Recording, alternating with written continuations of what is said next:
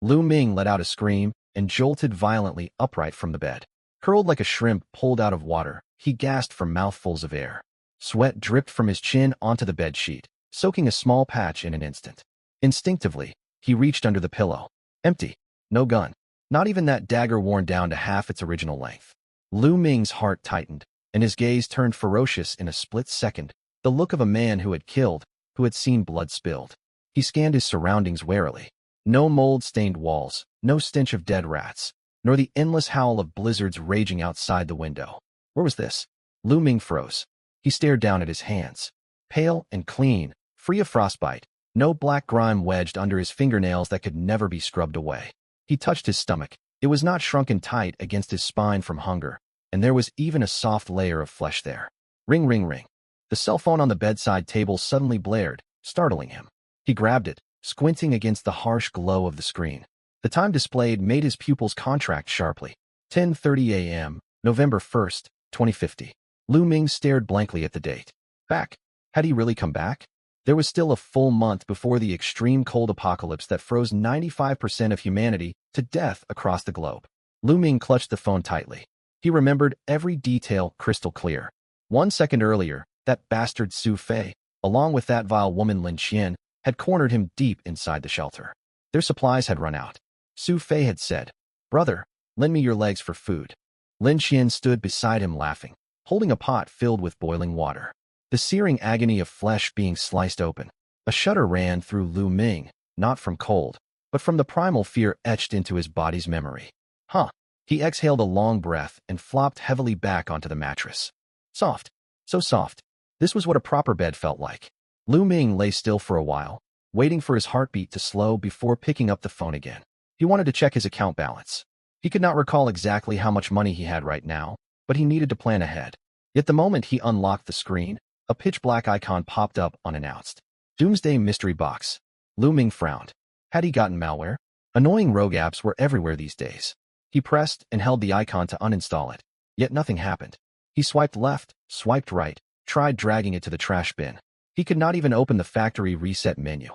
The app seemed fused to the display, immovable no matter what he did. What the hell is this thing? Lu Ming cursed under his breath. His finger slipped and tapped the icon by accident. Whoosh. The screen cut to black. No flashy opening animation. An image resembling a shipping box appeared straight away. The box was crudely drawn, as if the artist had quit halfway and scribbled it together carelessly. For words were printed across it. Today's mystery box. A line of smaller text underneath. Refreshes daily at midnight. Tap to open. Lu Ming paused. A golden finger? As a lifelong web novel reader, he knew exactly what this meant. He just never imagined such luck would fall to him. No cute system spirit appeared. No notification chimed announcing successful binding. The whole interface was deathly silent. Open. Lu Ming tentatively tapped the box. A flash of light swept across the screen. The next instant, a sudden weight pulled down on his hand. Lu Ming jolted, nearly dropping his phone. Something cold and heavy materialized out of thin air within his grasp. The texture, covered in fine droplets, radiating chill. It was a bottle of Coke, the large 2-liter bottle of happiness liquid.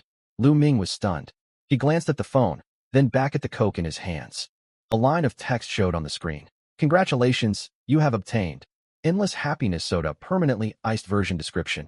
Even if the world ends, this bottle will always remain full. Constant 3 degrees Celsius, rich fizz, sharp refreshing bite. As long as you do not smash the bottle, it will never run dry. Lu Ming swallowed hard, his Adam's apple bobbing.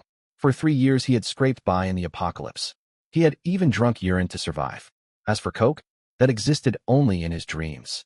It was divine nectar. In his past life, an expired, flat bottle of Coke could buy a college girl, a campus beauty at that, on the black market. If it was chilled, it could make Zhang Chong, the tyrannical neighborhood bully, kneel and call him grandpa. SSS. Lu Ming twisted open the cap. The hiss of escaping carbonation sounded like the most beautiful melody in the world. He lifted the bottle without hesitation and tilted his head back, chugging wildly. Ice-cold dark liquid rushed down his throat. Countless bubbles burst across his tongue, and sweetness flooded every corner of his mouth instantly. Lu Ming drank nonstop for half a minute and let out a massive burp. Amazing. Fucking incredible. The icy sensation slid down his esophagus into his stomach, clearing his head completely. This was no dream. The heavy bottle in his hands was real, The sweetness lingering on his tongue was real. He looked at the bottle. He must have drunk at least 500 milliliters, yet the liquid level did not shift one bit. It was still full to the top. It truly was endless. Lu Ming set the Coke on the nightstand. His eyes slowly turned cold. Fate had granted him a second chance and bestowed this golden finger upon him. In this life, he would never live like a stray dog. Not just that, he would become a wolf, a predator that feasted on meat. He picked up his phone and opened the banking app. Balance, 32,500 renminbi and 50 cents. 30,000 yuan. In peaceful times, that was merely a few months' salary, not even enough to buy a bathroom in an apartment. But 1 month before the apocalypse, this amount could buy a few tons of rice or dozens of crates of canned food. It was not enough. Far from enough. To live with dignity through 70 degrees below zero, this sum was insignificant. He needed money. Huge amounts of money. Lu Ming jumped out of bed and walked over to the window. Bright sunlight streamed outside, and vehicles bustled along the road below. Several elderly women chatted by the roadside carrying shopping baskets, while delivery riders weaved through traffic on electric scooters. No one could imagine that in 30 days, this place would turn into hell on earth, with snow burying the ground floors of every building. All these people would end up frozen rigid ice sculptures, or become meat cooking in someone else's pot. Lu Ming drew the curtains to block the glaring sunlight and glanced around the apartment. This property was inherited from his parents. 90 square meters with full renovations, located in the city center. At current market rates, it could sell for 3 to 4 million yuan. In his past life, he had clung to this house as his most precious possession. Yet once the apocalypse arrived, it became nothing more than an ice cave.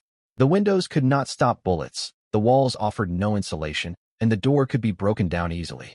Back then, he and his neighbors huddled in the stairwell, fighting brutally over a single quilt. Keeping the house was useless. Far better to sell it, exchange it for supplies, for steel plates to reinforce a safe house. Without the slightest hesitation, Lu Ming scrolled through his contacts and dialed a real estate agent he had saved ages ago, Manager Wang from Lianjia. Ring ring. Hello, Mr. Lu. A greasy voice crackled over the line, thick with artificial professional warmth. What can I do for you? Looking to raise the rent? I should warn you, the market right now. I'm not renting. Lu Ming cut him off. I want to sell the apartment. There was a 2-second pause on the other end. Then the enthusiasm in Manager Wang's voice jumped an octave. Sell? Wow, fantastic news. The market is hot right now. Your flat's in a school district. Buyers will swarm it as long as the price is reasonable. I need the funds in hand today. Lu Ming interrupted again, his tone leaving no room for negotiation. Full payment in cash, or a deal that can be finalized within this week. Manager Wang was stunned. Mr. Lu, are you joking? Getting the money today? The fastest transaction process still takes at least a month, unless what? Unless you're willing to cut the price for an urgent sale.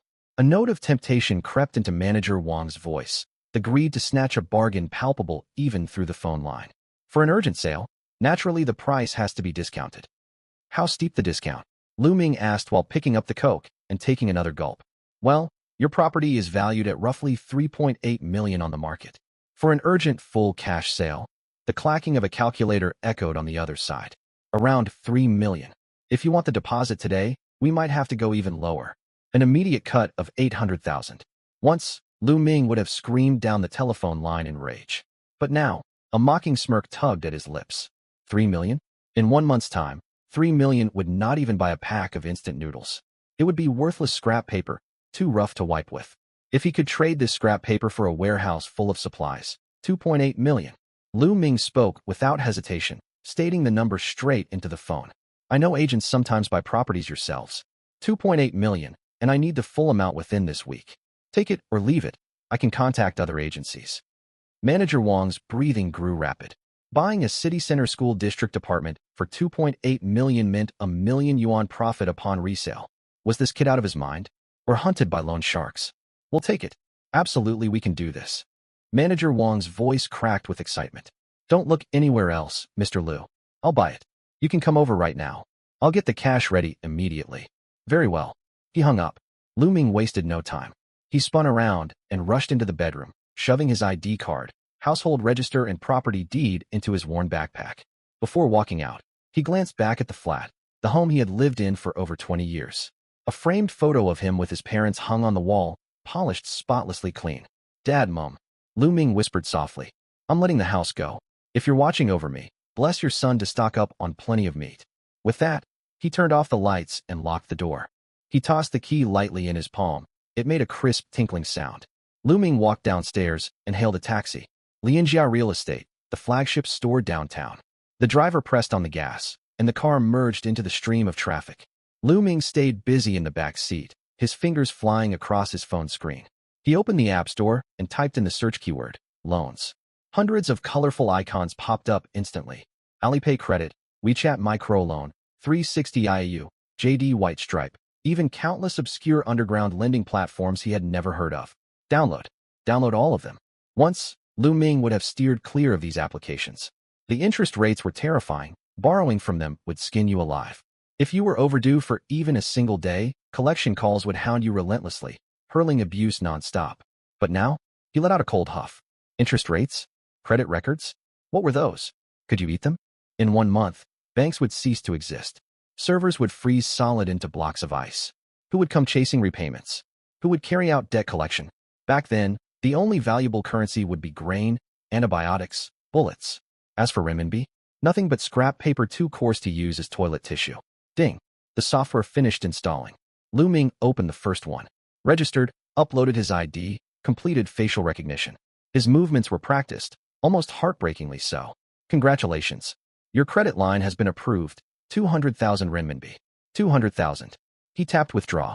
Funds arrived instantly. His phone vibrated, displaying a bank balance notification. Lu Ming did not even bother checking. He opened the next app straight away. Paipay, credit limit, 50,000 renminbi. Withdraw. Du Xiaoman. Credit limit, 180,000 renminbi. Withdraw. Lu Ming worked like an emotionless money-making machine. He accepted funds from formal lenders and predatory loan sharks alike. Some platforms charged outrageous interest. Borrow 10,000, receive only 7,000, with annual interest exceeding 100%. Yet Lu Ming did not blink an eye. Signed every agreement. All of them. He had no intention of paying anything back. What was the saying? Money borrowed by my own skill. Why should I repay it? In his past life, he had worked honestly, diligently paying off his mortgage.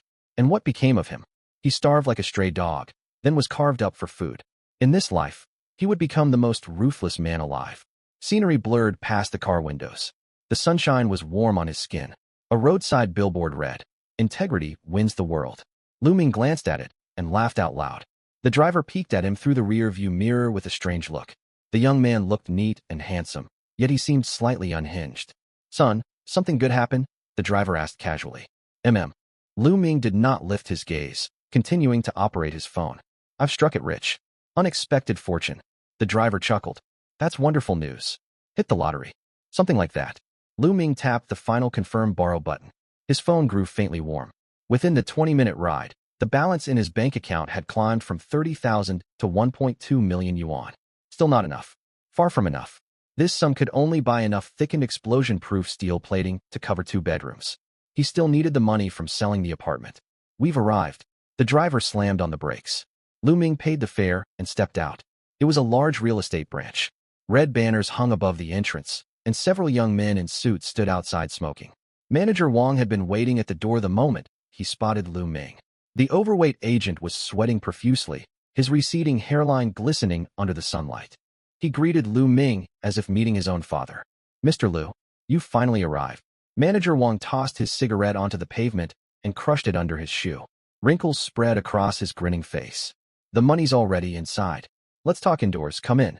He feared Lu Ming might back out. This was an unbelievable steal, snatching a 3.8 million school district flat for only 2.8 million. Once the contract was signed, he could resell it for a million yuan profit. Opportunities like this rarely appeared. Lu Ming said nothing, merely nodding and following Manager Wang into the VIP reception room. The air conditioning ran full blast, sending a cool chill through the room. Stacks of thick cash, bright red and eye-catching, lay on the table, alongside 2 bank cards. "Mr. Lu, here's 500,000 in cash. Would you like to count it?" Manager Wang rubbed his hands. His eyes crinkled into slits from smiling. "The remaining 2.3 million is on the cards. The transfer will go through the second you sign. We'll get the notarization done, and I'll handle all follow-up paperwork." In the old timeline, Lu Ming would have combed through every clause of the contract, scrutinizing every single word for fear of being cheated by the agent. Now, he picked up the pen, flipped straight to the last page, and scribbled his signature in one fluid motion. His speed startled Manager Wang. Mr. Liu, won't you read the terms? Unease stirred in Manager Wang's heart. This young man was far too agreeable, suspiciously so. Could there be something wrong with the flat? A death on the property? Or unresolved ownership disputes? No need. Lu Ming tossed down the pen and swept the stacks of cash straight into his backpack, zipping it shut. The flat is clean, no hidden issues. I just need money urgently. He lifted his head. His dark eyes locked onto Manager Wang, sending a shiver down the agent's spine. Process the transfer. Lu Ming's voice was flat, without the slightest fluctuation. Right away, of course. Manager Wang dared not ask further. He quickly grabbed his POS machine and phoned to initiate the transfer. Ding, ding. Notifications confirming incoming funds chimed one after another. Combined with the loans he had taken out earlier, Lu Ming now held nearly 4 million yuan. 4 million. In the apocalypse, this amount equated to a granary, an impenetrable fortress. Lu Ming stood up and slung the heavy backpack over his shoulders. The weight pressing against him filled him with immense security. Take care, Mr. Liu. Come to me if you have deals like this in future.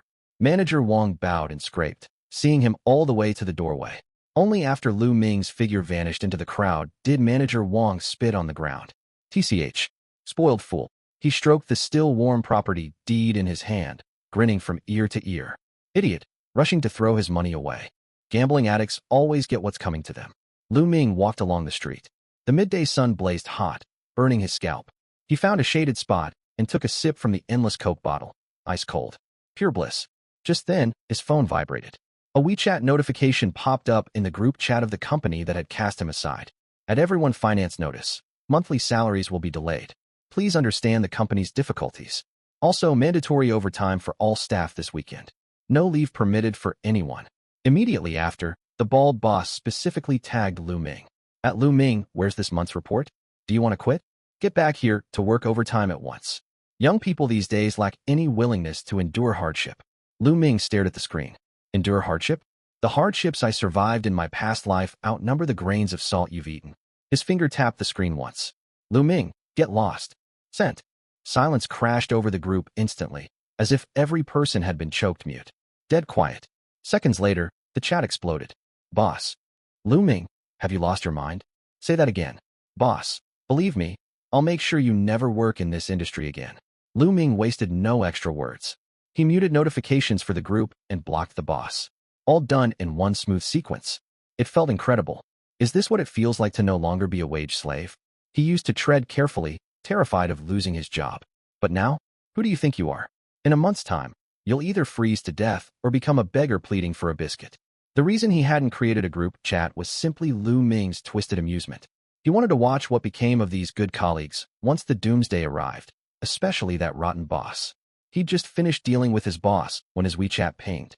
It was a familiar profile picture, a heavily retouched selfie featuring big eyes, a pointed chin, and half-exposed cleavage. Lin Qian, the same woman who'd gotten him killed in his past life, yet still had the gall to say, "Why are you so selfish?" Lin Qian, brother Lu Ming, where are you? I saw you head out. Grab me a Starbucks latte on your way back. Hot. Half sugar. Also get a bagel from that popular shop downstairs, the cranberry one. Hurry up, okay? I skipped breakfast and my stomach hurts. Her tone was practiced and casual, as if Lu Ming was her personal delivery man. The old Lu Ming would have rushed out to queue up the second he saw messages like these, anxious that the food would turn cold by the time he brought it over. Then he'd watch her take the items, shut the door without a single word of thanks. Lu Ming stared at the lines on his screen. Stomach hurts? Wait until you're so starved you're gnawing on tree bark, then you'll know real stomach pain. He typed 2 words into the chat box. Not free. She clearly never expected such a reply. Lin Qian? Lu Ming, what's your problem? All I asked was for you to bring breakfast. Why are you being so petty? I can't believe this. Men like you deserve to stay single. Lu Ming let out a cold snort and muted his phone. Petty? When you're on your knees begging me for a sip of hot pot broth, you'll find out just how generous I can be. He stuffed his phone back into his pocket and pushed troubles out of mind. Time was life now. Every wasted second was a slow suicide. He had the money. Next step was turning it into tangible supplies. But his apartment was far too small, and stockpiling goods in the residential complex would draw too much attention. Tons of rice, dozens of cartons of canned food. Hauling all of that upstairs would definitely catch the eye of the security captain Zhang Chong. The end of the world hadn't arrived yet. He couldn't expose himself. He needed a warehouse, something large, remote, and out of sight. Lu Ming waved down a taxi. West City, Shunfeng Logistics Park. It sat on the edge of the old town, filled with abandoned factories and warehouses. Hardly anyone passed through. It was the perfect spot for what he planned to do. Lu Ming patted the phone in his pocket. The mystery box app sat quietly inside. At midnight tonight, he could open another box. Hopefully, he'd get something powerful.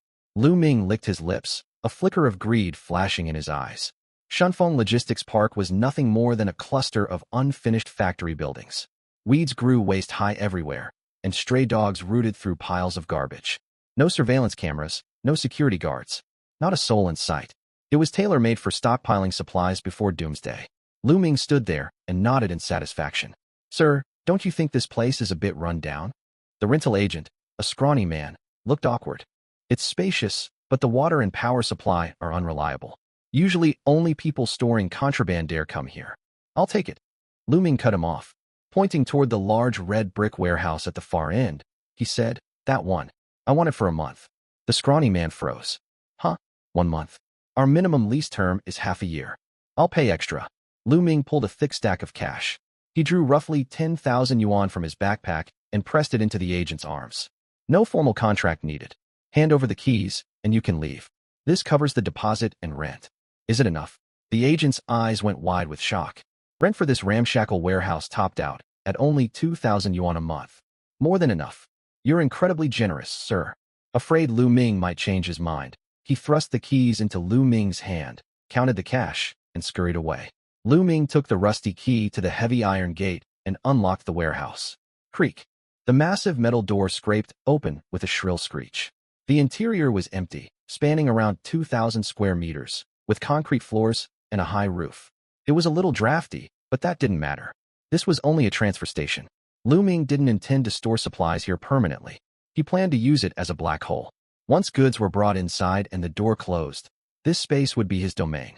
With the warehouse secured, Lu Ming set off immediately for the city's largest agricultural wholesale market. That was where the real operation began. The South City agricultural wholesale market buzzed with haggling voices and the rumble of trucks unloading cargo. The air reeked of raw produce and spices. Once, Lu Ming had found the smell stifling. Now, it smelled wonderful. It was the scent of survival. He walked straight to a stall marked General Grain Oil Distributor. The owner, a bald man, sat smoking. He was playing cards when Lu Ming rapped on the counter. "Boss, I want to buy rice." Without lifting his head, the bald man said, "That pile over there is loose stock, 5 yuan a jean. Help yourself. I don't want loose rice. I need premium Wuchang rice. Also Wadeli flour and Jinlongju cooking oil." Annoyed, the bald man tossed down his cards. "How much do you want? A few sacks? I'm busy here." 50 tons of rice. Lu Ming held up 5 fingers. 50 tons of flour. 2,000 barrels of oil. Silence fell. The cigarette slipped from the bald man's mouth, burning his thigh. He yelped and jumped to his feet. The other men playing cards stared at Lu Ming as if he'd lost his mind. "Young man, are you messing with me?" The bald man picked up his cigarette, but with a dark expression. 50 tons? Do you have any idea how much that is? Several full trucks couldn't haul it all. Even if you owned a restaurant, you couldn't use this much. Are you taking the order or not? Tired of idle talk, Lu Ming unzipped his backpack, revealing stacks of cash inside. Cash on hand. Deliver everything to Shunfeng Logistics Park. Final payment once unloading finishes. He pulled out 2 wads of cash as the deposit. At the sight of the money, the bald man's expression transformed instantly, turning from stern to beaming. "Wow. Sir, please take a seat." He shoved the shop assistant aside, grinning from ear to ear. "You're launching a huge business. I didn't recognize an important client. I'll arrange the goods right away. I can get 500 tons if you need it, not just 50. Deliver as much as you can before tonight." Lu Ming checked the time. "I also need pork, beef, and seasonings. Who's the biggest supplier here?" "Right away. Follow me." The bald man now treated Lu Ming like a god of fortune and hurried ahead to lead the way. Over the next 2 hours, word spread across the wholesale market. A madman had arrived, buying everything in sight. Pork? Whole hogs. 500 heads. Only those slaughtered today. Salt? 5 tons. I want sugar too. Pickled mustard tuber? Laogan chili sauce. Clear out your entire inventory. Lu Ming was a heartless bulk buyer. Anything edible and storable, he purchased. Shop owners counted cash until their hands ached, gazing at Lu Ming with awe. Could this guy be rolling in wealth? Some even wondered if war was coming, but glancing up at the blazing sun, they dismissed the thought. Whatever. A fool turns down easy money. 10 p.m., Shunfeng Logistics Park. The once desolate warehouse zone blazed with lights. Dozens of heavy trucks lined up in a long queue. Back up. Keep reversing. Unload. Move faster. Sweaty laborers hauled sacks of rice and cartons of canned goods into the warehouse. Lu Ming sat on a broken chair by the warehouse entrance, sipping an icy cola and watching the scene unfold. This feeling, watching supplies pile higher and higher, was more thrilling than anything. Sir, this is the last truckload. The bald shop owner ran over. Drenched in sweat, he offered Lu Ming a Chinese cigarette. Want to check the stock? Lu Ming glanced into the warehouse. The empty 2,000 square meter space was now half filled. Mountainous heaps of rice rose up, alongside rows of hanging pork streaked with white fat. It was a reassuring sight. No need to check. Lu Ming took the cigarette and tucked it behind his ear without lighting it. The final payment has been transferred. Excellent. You're such a straightforward customer. The bald man checked his phone, unable to stop smiling. It was already past midnight by the time he sent the truck convoy away. Noise faded, leaving Lu Ming alone amid mountains of supplies. Cold wind slipped through the door cracks, yet he felt no chill. His blood burned with excitement. He checked his phone. Midnight. On the screen, the icon for the Doomsday Mystery Box lit up once more. Lu Ming took a deep breath. Yesterday had been the new player bonus, granting him unlimited cola. Today marked day 2. According to the rules, small rewards were given Monday through Saturday. They were small rewards, but anything from the system was guaranteed to be top tier. Open. Lu Ming tapped the icon. A flash of light appeared, and a heavy cardboard box materialized on top of a sack of rice at his feet. Congratulations, you have obtained military warm patches. The crate contained 500 pieces. Used by special forces, one patch generates constant heat at 55 degrees Celsius for 24 hours. Even if you run naked in Antarctica, covering your body with these will leave you sweating. Lu Ming opened the crate and took out one patch. He tore open the packaging, and warmth seeped out within 3 seconds. Blazing fast, these patches would mean life or death in the apocalypse. Many people would freeze to death holding hundreds of thousands in cash, unable to buy a single one. Lu Ming stowed them away contentedly. For the next 2 days, Lu Ming worked tirelessly like a spinning top. He received shipments by day and guarded the warehouse by night. The mystery box on the 3rd day rewarded him with a high-power tactical flashlight. Its beam reached 1 kilometer. It could be swung as a blunt weapon, and it featured a strobe function capable of blinding enemies instantly. Lu Ming tested it. Shining it against the wall nearly blinded him, proving a direct shot would leave anyone rolling on the ground. Time flew by, and soon it was November 5th, Sunday. Lu Ming woke extremely early, or rather, he hadn't slept all night. He sat atop the tallest stack of flour sacks in the warehouse, eyes locked on the time displayed on his phone.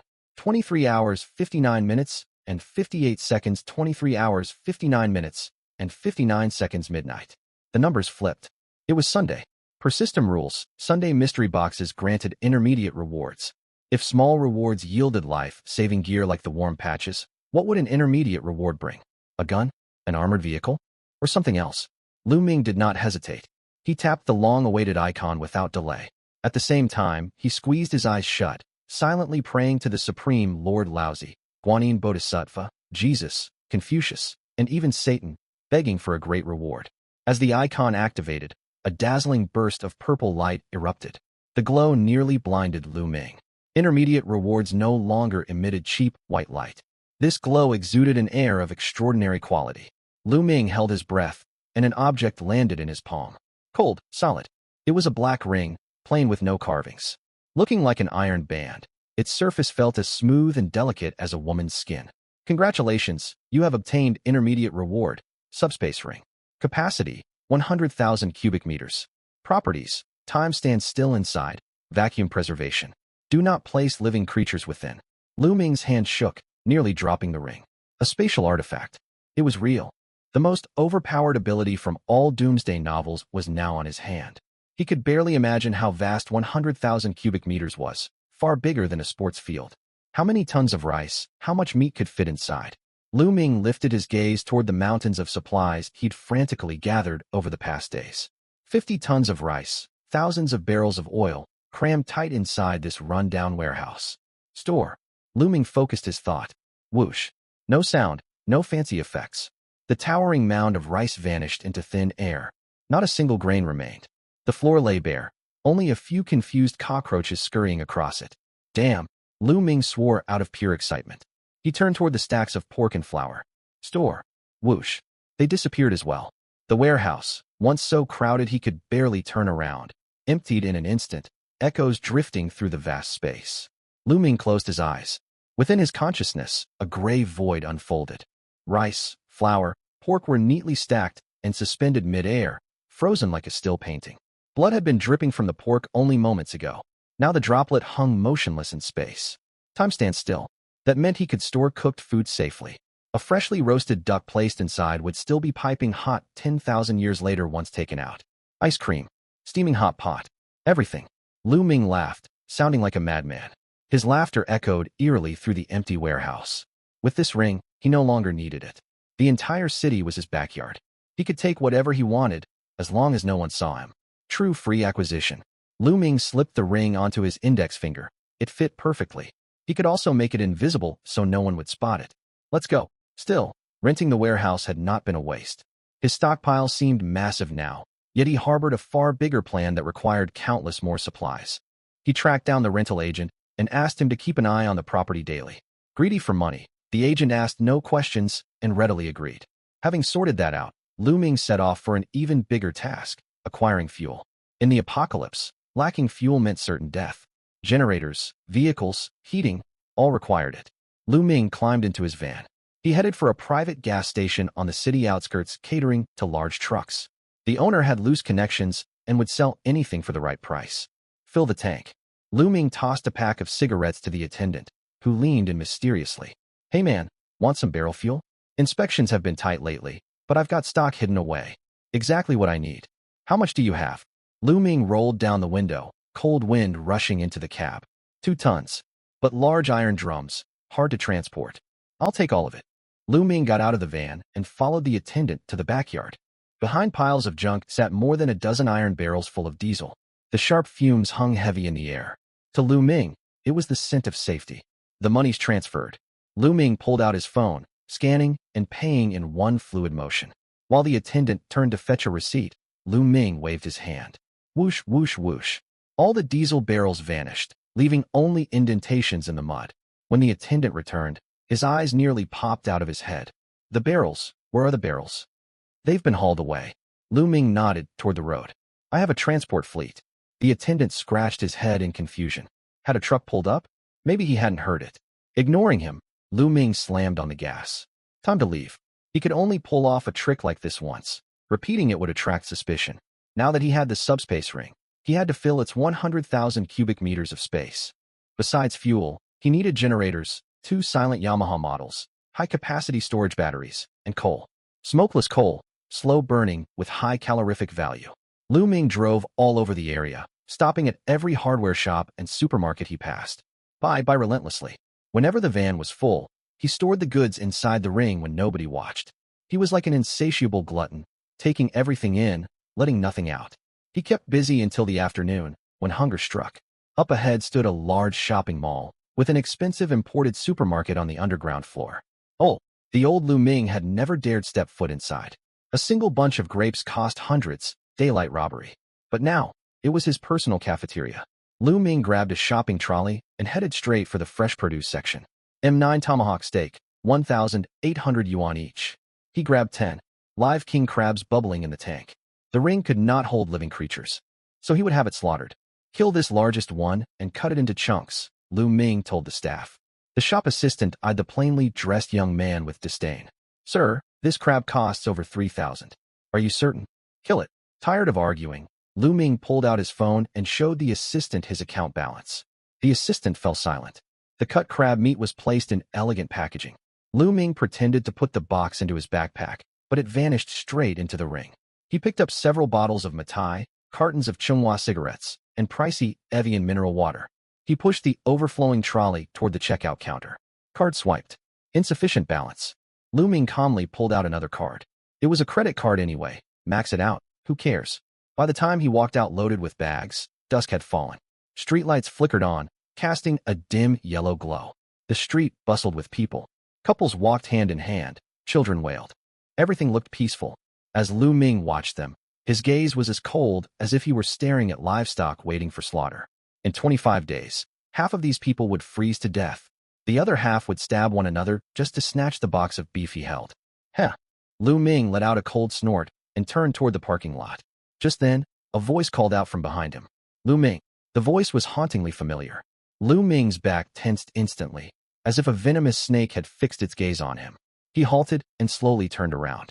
Leaning out from behind a nearby pillar stood a man wearing gold-rimmed glasses and a white shirt, the very image of a hypocritical intellectual. Su Fei, the bastard who had smiled and handed him poisoned wine in his past life, then picked up knife and fork and said, "Brother, lend me some of your flesh." Lu Ming slipped his hand into his pocket, ready to pull a tactical flashlight out of his spatial storage at any moment to blind the son of a bitch. What a coincidence. Su Fei walked over with a grin, his eyes sweeping over the bulging bags in Lu Ming's hands. That look, greedy, vicious, exactly the same as it had been in the previous life. Struck it rich. Su Fei adjusted his glasses to hide the glint in his eyes. Buying all these nice things and not calling your buddy. What's this? You get rich and forget your old friend. Su Fei stretched out his hand, aiming to clap Lu Ming on the shoulder. His fingers were long and well-defined. Lu Ming remembered all too clearly. This was the hand that wielded the boning knife, slicing chunks of flesh from his thigh little by little. Su Fei had been smiling the whole time, cutting away as he spoke. Don't blame me, Mingzi. I'm starving too. The searing agony, the utter despair. Lu Ming instinctively stepped back, evading the hand. Su Fei's arm hung suspended in midair, awkward. He pushed up his gold-rimmed glasses to mask the malice flashing in his eyes, yet that revolting fake smile never left his face. Lu Ming, what's wrong with you? We haven't seen each other for a few days, and you're acting so distant. Su Ming sized up Lu Ming's cheap street clothes, then glanced at the luxury shopping bags. His Adam's apple bobbed. Nothing. Lu Ming's voice turned icy. What do you want? If murder weren't illegal, if he didn't fear being arrested and derailing his plans, right now, he would blind Su Fei first, then drive a dagger into his throat, draining every drop of his blood. Nothing major. Su Fei rubbed his hands together, putting on a troubled expression. I've been a little strapped for cash lately. You know, I just switched jobs, and rent went up. Seeing all these supplies you bought, you must be doing pretty well, right? Here it comes. He wanted to borrow money. It was the exact same excuse as last time. Foolish Lu Ming had lent him 30,000 back then, the money he had set aside for his mortgage. And what happened? When the apocalypse hit, Su Fei used that cash to hoard supplies. Later, he brought men to rob Lu Ming's meager stock of food. How much do you need? Lu Ming looked at him, a mocking smirk tugging at the corner of his mouth. Su Fei's eyes lit up. It worked. This fool was still so easy to manipulate. Not much, just 30,000. I'll pay you back the second I get my paycheck next month, with interest. Su Fei held up 3 fingers, vowing earnestly. Pay him back? With ghost money? Lu Ming laughed. He set the bags on the ground, freed his hand, and slipped it into his trousers, fingers wrapping around the cool high-power flashlight. Su Fei. Lu Ming called his name. Yeah, I'm here, brother. Get lost. One word. Short and final. The smile froze rigidly on Su Fei's face, like a video paused mid-frame. He wondered if he had misheard. Lu Ming, what did you say? I said get lost. Lu Ming took a step forward. Less than half a meter separated them. He stared straight into Su Fei's eyes. There was no warmth in his gaze, only the indifference of someone watching a corpse, edged with the tang of bloodlust. I have no money. Even if I did, I'd feed it to dogs before lending it to you. Lu Ming did not raise his voice. Yet Su Fei shuddered under that stare.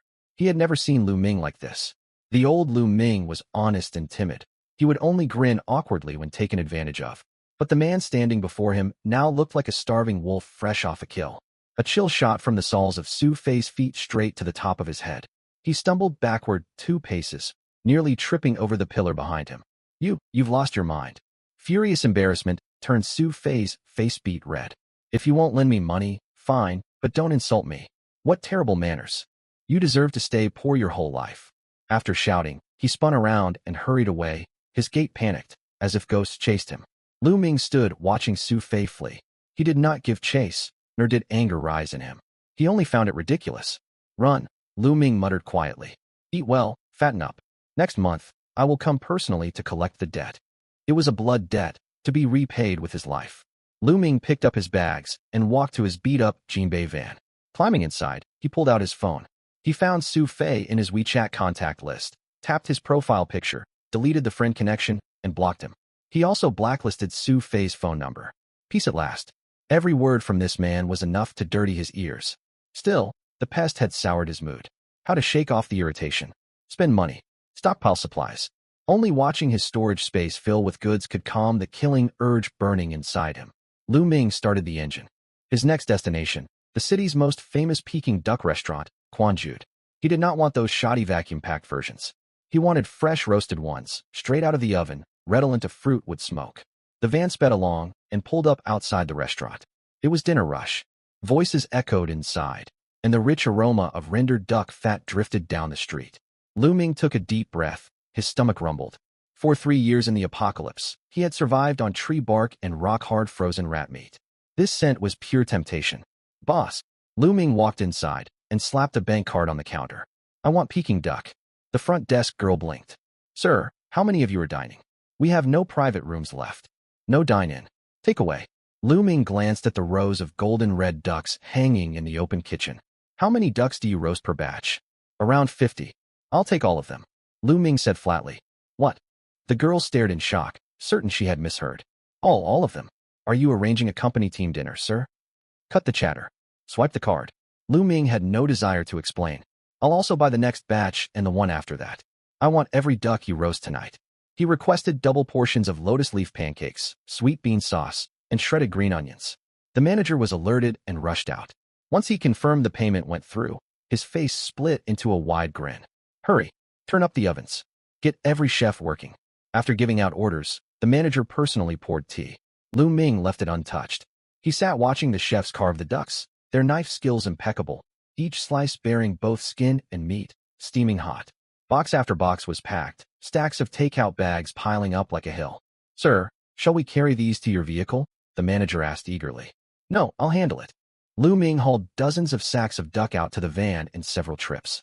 Once the doors closed, and he confirmed no one was nearby, he whispered, Store. With a thought, hundreds of steaming boxes of Peking duck on the back seat vanished into his spatial ring. Time stood still inside the storage space. The ducks would forever remain as crisp and hot as the moment they left the oven. When temperatures plummeted to -70 degrees outside, and others gnawed on ice chunks, he would shelter in his warm, safe house, wrapping tender roast duck in pancakes, biting into juicy meat. Just imagining it thrilled him. Still, duck alone was too greasy. He needed something to go with alcohol. Lu Ming drove west to a century-old braised meat shop, Wang's Marinated Delicacies. Their pork head meat was legendary, rich yet not cloying, lean yet never dry. They also sold beef, trotters, and intestines. Boss, 1,000 gene of pork head meat, 500 gene of marinated beef, and all your pork intestines. Lu Ming swept through the shop like a raider, leaving nothing behind. All the glossy braised meats hanging on hooks entered his storage. He even bought 2 barrels of braising sauce. Cook noodles with this broth, and it would be a feast fit for immortals. That night, Lu Ming crisscrossed most of the city. KFC family buckets, McDonald's Big Macs, Pizza Hut pies, street stall grilled cold noodles, jianbing, stinky tofu. Any hot, edible food, he bought it all. This wild spending slowly soothed the rage simmering inside him. He gazed at the dedicated cooked food zone in his spatial ring.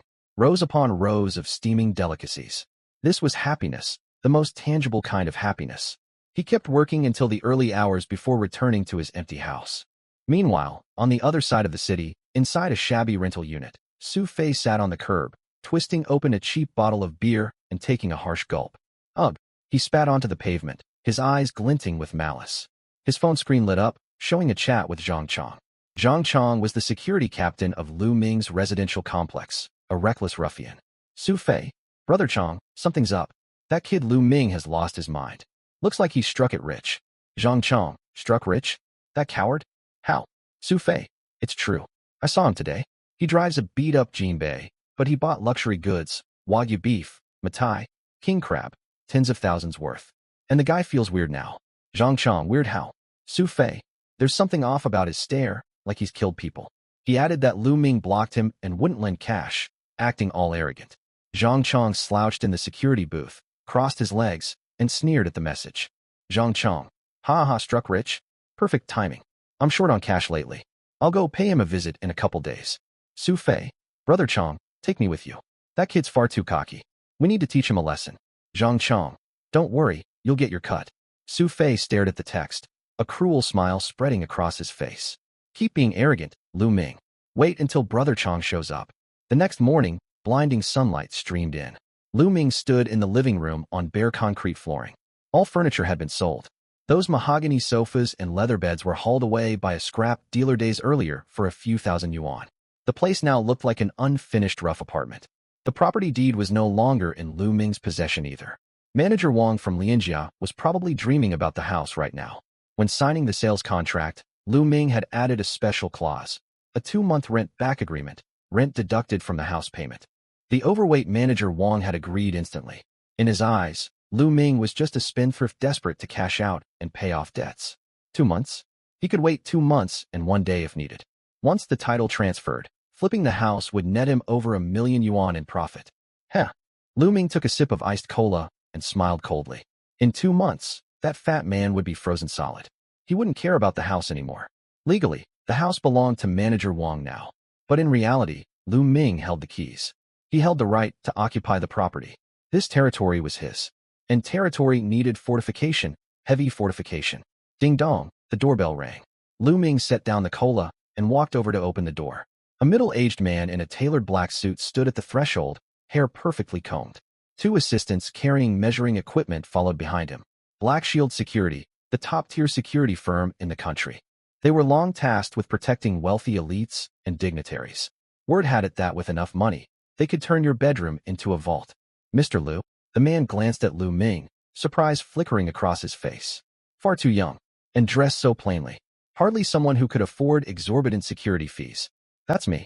Lu Ming stepped aside. Come in. The man was Li Gang, a senior consultant with Black Shield. He walked inside and eyed the empty bare unit, furrowing his brows, yet professional restraint kept him silent. Mr. Lu, you mentioned over the phone you want full house reinforcement? Li Gang pulled out a tablet. Here are our service packages. Tier A offers anti-theft and anti-prying protection. Tier B is bulletproof and blast-resistant. Tier C is no need to show me. Lu Ming cut him off. He walked to the wall and tapped the thin plasterboard. I want a fully custom build. I don't mean any offense, but your Tier C package, Lu Ming turned to face Li Gang, tone calm, is garbage. Li Gang's expression soured. Mr. Lu, Tier C can withstand regular hand grenades. The threat I'm guarding against isn't grenades. Lu Ming locked eyes with him. It's the apocalypse. Li Gang froze.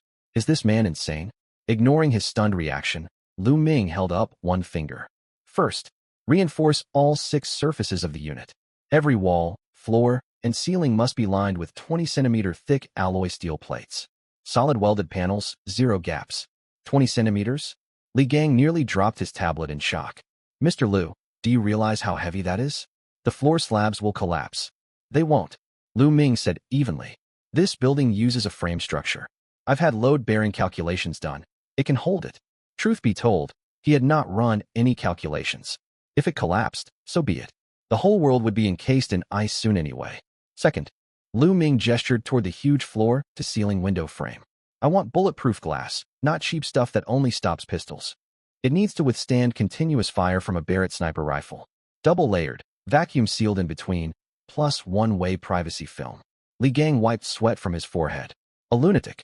Definitely a lunatic, or some mafia air-fleeing enemies. Third, ventilation. Lu Ming nodded toward the ceiling. Install an independent air circulation system fitted with top-tier NBC filtration. Even if poison gas fills the outside air, I should be able to smoke indoors without catching a whiff of it. Li Gang listened, dumbfounded. This was not renovating an apartment. This was constructing a bunker, nuclear war grade. Mr. Lu, Li Gang swallowed, his throat dry. The scale of construction and material costs. This will be an astronomical sum. Besides, modifications this extensive will raise issues with property management. I will handle the property office. Lu Ming interrupted. Just give me your quotation. Li Gang took a deep breath and tapped furiously on his tablet to run estimates. 2 minutes later, he lifted his head, studying Lu Ming with complicated eyes. Mr. Lu, rough calculation puts materials and labor at a minimum, 8 million yuan. And the fastest construction timeline is 1 month. 8 million yuan was enough to buy 2 villas in this third-tier city. Spending 8 million renovating a 90-square-meter-old apartment? Madness. 8 million. Lu Ming smiled. I'll give you 10 million. He tossed his worn backpack onto the table. Crash. The zipper split open, revealing stacks of bright red cash, roughly 500,000 yuan he had yet to deposit at the bank. Li Gang's eyes widened. Cold hard cash packed a far stronger visual impact than any bank transfer screenshot. This is the deposit. Lu Ming pulled out one stack and tapped it in his palm. The rest will be settled within a month. Only one condition. Lu Ming raised a single finger. Finish everything in 7 days. The extra 2 million is overtime pay for your crew. Do we have a deal? Silence hung in the air. Li Gang stared at the cash, then back at Lu Ming's pitch-black, intimidating eyes. 7 days meant round-the-clock shifts. But 2 million in overtime pay, money made the world turn. It could move mountains. We'll do it. Li Gang gritted his teeth, excitement flaring in his eyes. You have my word, Mr. Lu. I'll mobilize manpower, bring in our most skilled workers, 3 rotating shifts. If the money's guaranteed, I can wrap it up in 5 days if I have to. Good. Lu Ming pushed the backpack forward. Let's sign the contract. After seeing Li Gang off, silence settled over the house once more. Lu Ming leaned against the wall and let out a long breath. It's done. My biggest worry is finally going to be dealt with. Once this tortoiseshell bunker is finished, not to mention Su Fei and Zhang Chong, even the military would have to bombard it for ages to break through. As for that 10 million he promised, complete nonsense. Where's he going to get that kind of money? Once the doomsday arrives, he can go beg heaven for it. He glanced down at his phone. The mystery box was available again. He'd been so busy stockpiling supplies these days he'd nearly forgotten all about it. Hope I get something good. Lu Ming tapped the familiar black icon. In an instant, a flash of light burst forth. It wasn't purple. It was blue. A fine-tier item. Congratulations on obtaining. Full-set Polar Special Operations Suit. Description: crafted from nano-constant temperature material. Lightweight, breathable, and stab-resistant. Built in miniature thermonuclear battery with active heating function. Extreme cold resistance, 80 degrees Celsius. Lu Ming's eyes lit up. Clothing. And it generates heat actively. This is priceless. In his past life, he'd wrapped himself in 3 down jackets, yet still froze stiff, barely able to move an inch. If you wore too many layers, you couldn't run when danger struck. But this suit. Lu Ming focused his thoughts, and the black uniform materialized in his hands. The fabric felt strange, cool to the touch, like silk yet reminiscent of metal. It was incredibly light. The full set including boots weighed roughly only 1 kilogram. Let me try it on. Lu Ming pulled off his t-shirt right away and slipped into the operations suit. The garment clung to his body automatically, like a second skin, wrapping tightly around his muscles without feeling constricting in the slightest. The next moment, a warm current surged from the suit and spread across his entire body in an instant. It wasn't an overbearing swelter, but gentle, perfectly balanced warmth. Perfect, absolutely perfect. With this suit, he could roll around in snow without fear from now on. What's more, it was black with a hood, boasting a sleek design. Wearing it, he would look every inch a nocturnal assassin. Lu Ming stepped in front of a mirror. The man reflected stared back with icy eyes. Not bad. Lu Ming nodded in satisfaction. This was the look someone ought to have for the end of the world. In the afternoon, after heading out to stock up on more goods, Lu Ming drove back to his residential complex. He needed to retrieve some belongings and see what those lovely neighbors were up to. As soon as he parked his beat-up Jinbei van at the complex gate, he spotted a crowd gathered noisily outside the gatehouse. Mountains of delivery parcels lay piled on the ground. A woman wearing a pink miniskirt stood there, holding her phone and shouting orders. Hey, be careful. That's my new cosmetics. Don't stack boxes on that one. It's a limited edition handbag.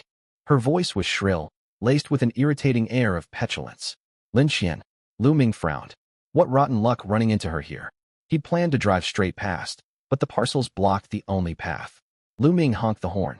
Beep. The sharp honk startled Lin Xian. She spun around, her brows furrowed with irritation. Who's that? Have you no manners? Why are you honking? When she saw Lu Ming's battered Jinbei van, she rolled her eyes sky high. TCH, I wondered who it was. Lin Xian folded her arms and strode over in high heels. Lu Ming, are you blind? Can't you see all these goods stacked here? Lu Ming rolled down the window and stared coldly at her. Move aside. Oh, you've got quite the temper after a few days apart. Lin Xian let out an angry laugh. You want me to move? Do you have any idea how much all this costs? Could you afford it if anything gets damaged? She gestured toward the piles of boxes. My double 11 orders just arrived. I'm stuck trying to carry them upstairs alone. Lin Xian's eyes swiveled, and her tone suddenly turned sugary soft. Hey, Brother Lu Ming, could you help me carry these? I'm wearing heels, I honestly can't lift them, and there are several bulky packages. You're so strong. The same old trick, coquetry and simpering. Lu Ming used to fall for it every time. The moment she called him Brother Lu Ming, he'd turn putty in her hands and rush over to work like a mule. But not anymore. Staring at her foundation-caked face, Lu Ming only felt revulsion. The apocalypse was nearly here, yet she was still buying handbags and cosmetics. Had she lost her mind? Of course. She had no idea disaster was coming. She thought life would go on forever, live streaming to charm men and play the goddess. Still, Lu Ming had no intention of warning her. Since he couldn't drive through, he parked the van and walked straight toward her. Watching Lu Ming march over with no intention of stopping to help, Lin Xian froze. She instinctively reached out to grab his sleeve. Brother Lu Ming, did you not hear me? Her voice held a mixture of hurt and disbelief. Where was the Lu Ming who used to drop everything for her? Lu Ming dodged sideways, moving as nimbly as an eel. Lin Xian's hand closed on thin air. Her stiletto twisted under her, and she nearly crashed face first onto the pavement. Ow! She clutched her knee, tears welling up in her eyes from the pain. The scene was witnessed by Aunt Lu, who had just returned with groceries. She was the neighborhood's notorious gossip, always quick to climb onto a moral high horse. At the sight, she slammed her wilted vegetables onto the ground. Well, if it isn't young Lu. Aunt Lu planted herself firmly in the path, her bulk jiggling. What's wrong with you, boy? Can't you see the girl fell? Won't you lend her a hand? And look, Qian has so many deliveries. We're all neighbors. What's the harm in pitching in? Young people these days have no warmth. Cold-blooded, Aunt Lu sprayed spittle everywhere as she ranted, splattering Lu Ming's face. Emboldened by having someone back her up, Lin Xian rubbed her ankle and gazed tearfully at Lu Ming, looking utterly pitiful. Aunt Lu, don't blame Brother Lu Ming. He's probably just in a bad mood. Her manipulative act was masterful. In his past life, Lu Ming would have been overwhelmed with guilt by now, ready to punish himself and obediently carry all the parcels. But now, looking at the pair of drama queens, one old and one young, Lu Ming's stomach churned. Disgusting. Truly revolting. He brushed off the sleeve Lin Xian had almost touched, as if it had come into contact with filth. Aunt Lu. Lu Ming's voice was flat, revealing no emotion. If you've got that much free time, go haul manure from the village entrance instead of spewing garbage here. And you. He turned toward Lin Xian. Are your hands or legs broken? If you can't carry your purchases, don't buy them. No one is obligated to wait on you. A deathly silence fell. Aunt Lu stood gaping, her mouth hanging open for a long moment. Lin Xian was utterly stunned. Was this really Lu Ming? He was acting like a rabid dog. You, who are you insulting? Aunt Lu recovered, trembling with rage. Ill-bred brat. Your parents passed young, so no one taught you any decency. At those words, Lu Ming's gaze turned icy. For a split second, it felt as if the temperature around them plummeted. He took a step forward, slipping one hand into his pocket to wrap his fingers around the tactical dagger he'd obtained a few days earlier. The killing aura of a man who had seen blood washed over them. Stared down by that look, Aunt Lu swallowed the insults on her tongue. A chill crept up her neck, as if a blade was pressed against her throat. Get out of my way. Lu Ming uttered a single word. A decent dog knows not to block the road. With that, he spared the two buffoons not another glance. He walked around the stacks of luxury bags and strode into the apartment building. Behind him, Lin Xian shrieked in fury, and Aunt Lu continued cursing. Lu Ming, just you wait. If I ever speak to you again, I'll take your surname. TCH. What a creep. Deserving to stay single forever. Lu Ming stepped into the elevator and pressed the button for the 18th floor. The door slid shut, shutting out all the commotion outside. He let out a cold chuckle. Take my surname? You're not worthy. Wait until next month. When you're on your knees starving, begging me for a moldy piece of bread, I wonder if you'll still be this arrogant. Back inside his empty apartment, he walked to the window and watched Lin Xian still complaining to Aunt Lu downstairs. The figure in the pink skirt looked oddly frail in the sunset. In little more than 20 days, those legs she was so proud of would be covered in oozing frostbite. Her soft skin would become fodder for rampaging thugs. Lu Ming pulled the curtains closed, blocking out the last of the sunlight. Enough thinking. Dwelling on it might soften his heart, even though his heart was harder than a butcher's blade these days. After drinking some water, Lu Ming decided to acquire more fuel. Even with the special operations suit protecting him, vehicles would be essential in the apocalypse. Scavenging supplies, fleeing danger, or running down rioters would be impossible without fuel. Besides, any heavy machinery he might obtain later would be nothing but scrap metal. Lu Ming pulled out his phone and opened the shopping app. He placed an order for batches of monocrystalline silicon solar panels. Rated at 500 watts each, they were the highest conversion efficiency model available. He bought 50 panels. He also ordered matching controllers, inverters, and storage batteries. Lithium iron phosphate batteries, 20 sets. They were rugged and long-lasting. Though after Doomsday, the sun would seem dead, perpetually shrouded under cloud cover.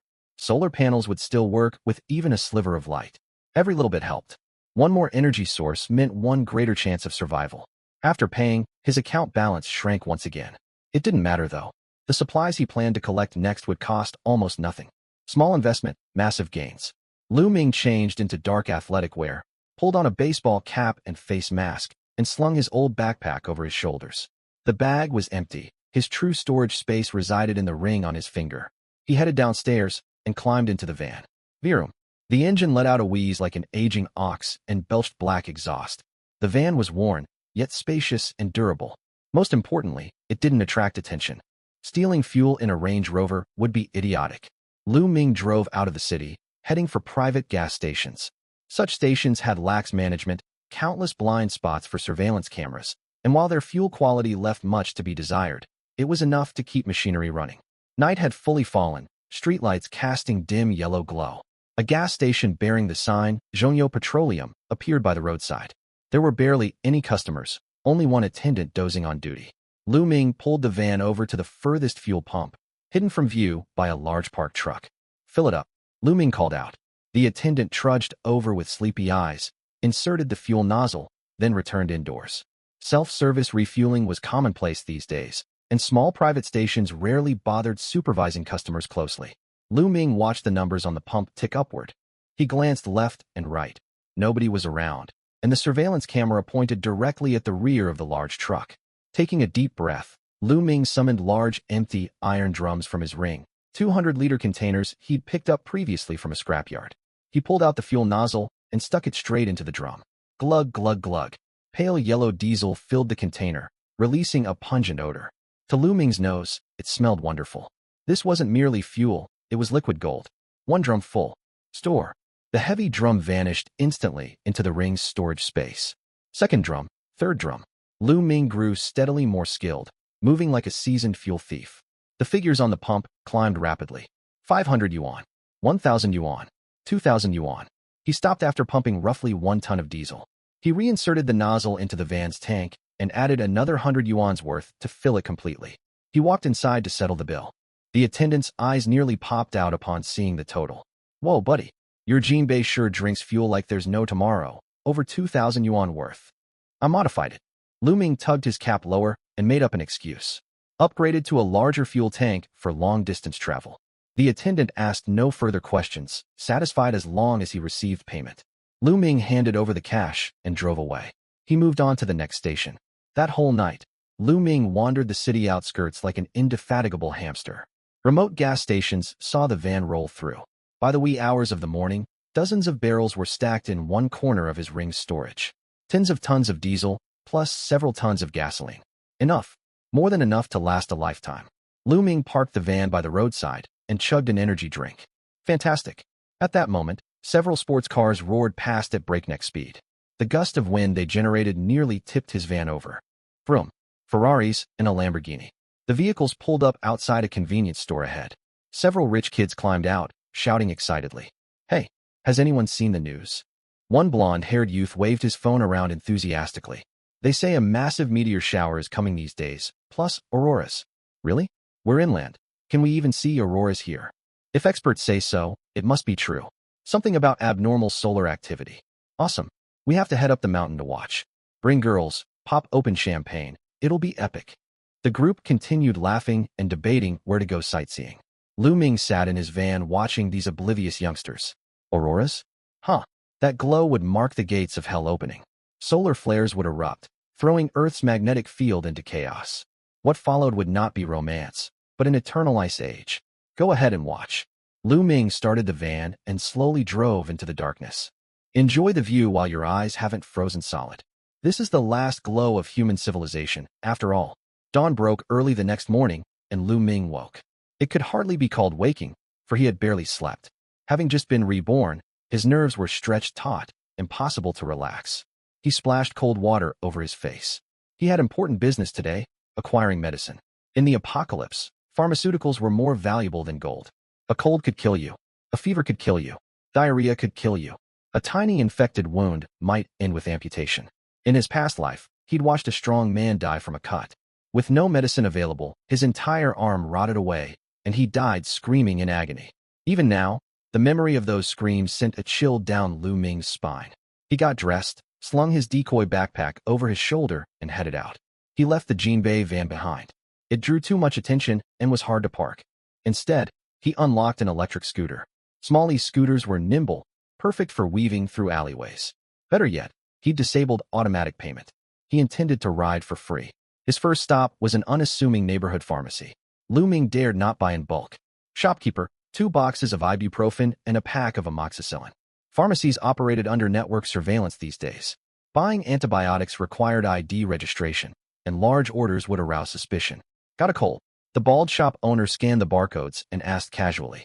Yeah, lots of people at home, stocking up. Lu Ming fabricated an excuse, paid, collected the medicine, and left. He turned left upon exiting, heading to another pharmacy 2 streets away. 2 boxes of Fenbid, 2 boxes of norfloxacin, iodine and gauze too. Lu Ming moved tirelessly like an ant, traveling across every district of the city. East, west, south, north, he visited every pharmacy marked with the green cross emblem. By afternoon, he'd stopped at over 50 pharmacies. His backpack was stuffed full. He slipped into an empty public restroom and whispered, "Store." The backpack emptied. Inside the ring, a designated medical storage area rose into a mound. Hundreds of boxes of cold medicine, antibiotics, painkillers, vitamins too. They would be the sole source of micronutrients after doomsday. Without vegetables, deficiency would lead to tooth loss and internal bleeding. Staring at the stacks of medicine boxes, Lu Ming felt a sense of relief. Still, it was not enough. These were only over-the-counter and prescription medications easily purchased. Powerful drugs were unavailable at pharmacies. Strong broad-spectrum antibiotics or surgical anesthetics, for instance. Lu Ming found an internet cafe, logged on, put on headphones, and typed a jumble of characters forming a website address. The dark web. He'd learned how to access it from a hacker in his past life while hunting for supply sources. The interface was crude, black background with white text, resembling a bulletin board from 20 years ago. Yet the goods sold there were terrifying: firearms, controlled substances, counterfeit identity documents. Lu Ming ignored all that. He searched directly for first aid kits and antibiotics. Soon a seller messaged him. Full Russian military first aid kit. Contains morphine injections, hemostatic powder, surgical sutures. Price, 5,000 USDT. Expensive, ridiculously expensive. Roughly more than 30,000 RMB per kit. But Lu Ming did not hesitate for a second. I'll take 10 sets. I also need cephalosporin injections. Send me everything you have in stock. The seller was clearly surprised by such a decisive buyer and sent an OK emoji. Transfer the deposit. Meet at the usual location at midnight tonight to collect the goods. Lu Ming completed the money transfer. Though it pained him to part with the cash, the thought that these supplies could save lives made it worthwhile. By the time he got hold of the medicine, night had fully fallen. His stomach rumbled loudly in protest. Lu Ming rubbed his belly. Over these past few days, he had been so busy stockpiling goods that he had mostly survived on street food and takeout. Tasty as it was, it still felt lacking somehow. Time for a proper feast. Lu Ming's gaze drifted toward the magnificent luxury hotel along the road. The Cloudtop Restaurant, the city's only 3 Michelin-starred venue. Once, Lu Ming would not even dare lift his head to glance this way when passing by. Word had it that a single glass of water here cost 88 yuan. That was no ordinary drinking water. It was practically drinking blood. But things were different now.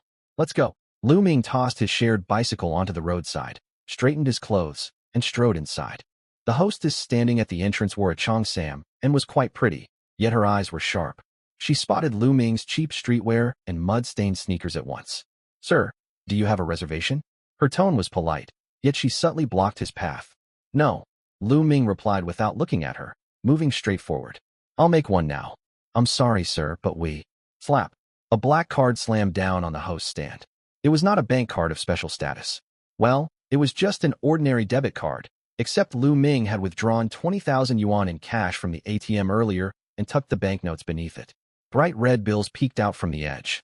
The hostess's expression shifted in an instant, disdain melting away into soft, honeyed warmth. "Sir, a private room has just become available due to a cancellation. Right this way." Lu Ming let out a cold laugh. Truly, money makes the world go round. The old saying held perfectly true. Stepping into the private room, he saw the decor was undeniably lavish. Crystal chandeliers dazzled the eyes, and floor-to-ceiling windows framed the entire city's night view.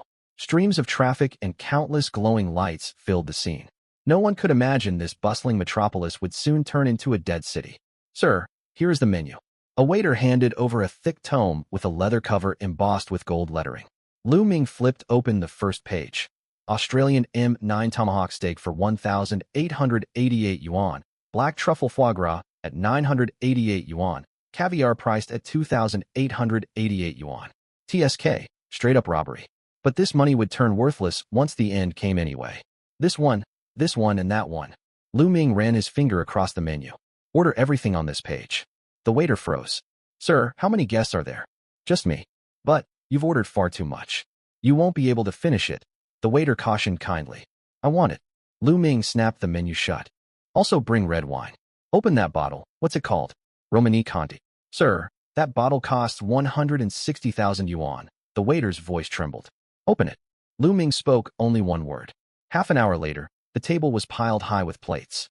Sizzling steak released an alluring charred aroma. The foie gras melted on the tongue, rich enough to bring tears to one's eyes. Then there was the caviar. A single spoonful sent bursts of salty, fresh flavor across the palate. Lu Ming did not chew slowly and elegantly like refined gentlemen. He grabbed the food with his bare hands, devouring meat and gulping wine in huge mouthfuls. His table manners were dreadful, as if he were a starved ghost reborn. And in truth, that was exactly what he had been. In his past life, he had his ribs broken fighting over half a moldy steamed bun. He had lain in garbage heaps for 3 days scrambling for a mouthful of sour congee. That agony of hunger, stomach burning with acid, craving to gnaw on his own hands. Lu Ming sank his teeth hard into the steak. Juices splattered everywhere. It tasted divine. This was what it felt like to be alive. After a long while, Lu Ming's mouth glistened with grease. He casually tossed a half-eaten premium steak onto a plate. He was stuffed, his belly rounded. More than half the food on the table remained untouched. Waste. He did not care. "Waiter, check please," Lu Ming called out. "Right away, sir." The waiter walked in holding a card terminal.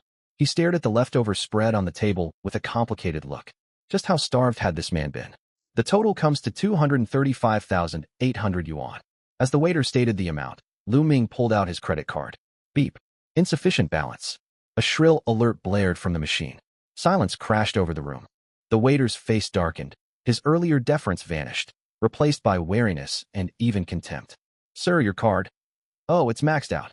Lu Ming felt no embarrassment at all. He almost wanted to laugh. This lousy card hit its limit at merely over 200,000? Banks were so stingy. Try this one instead. He took out another credit card with a 50,000 yuan limit. It was nowhere near enough. "Sir, this one doesn't cover the bill either."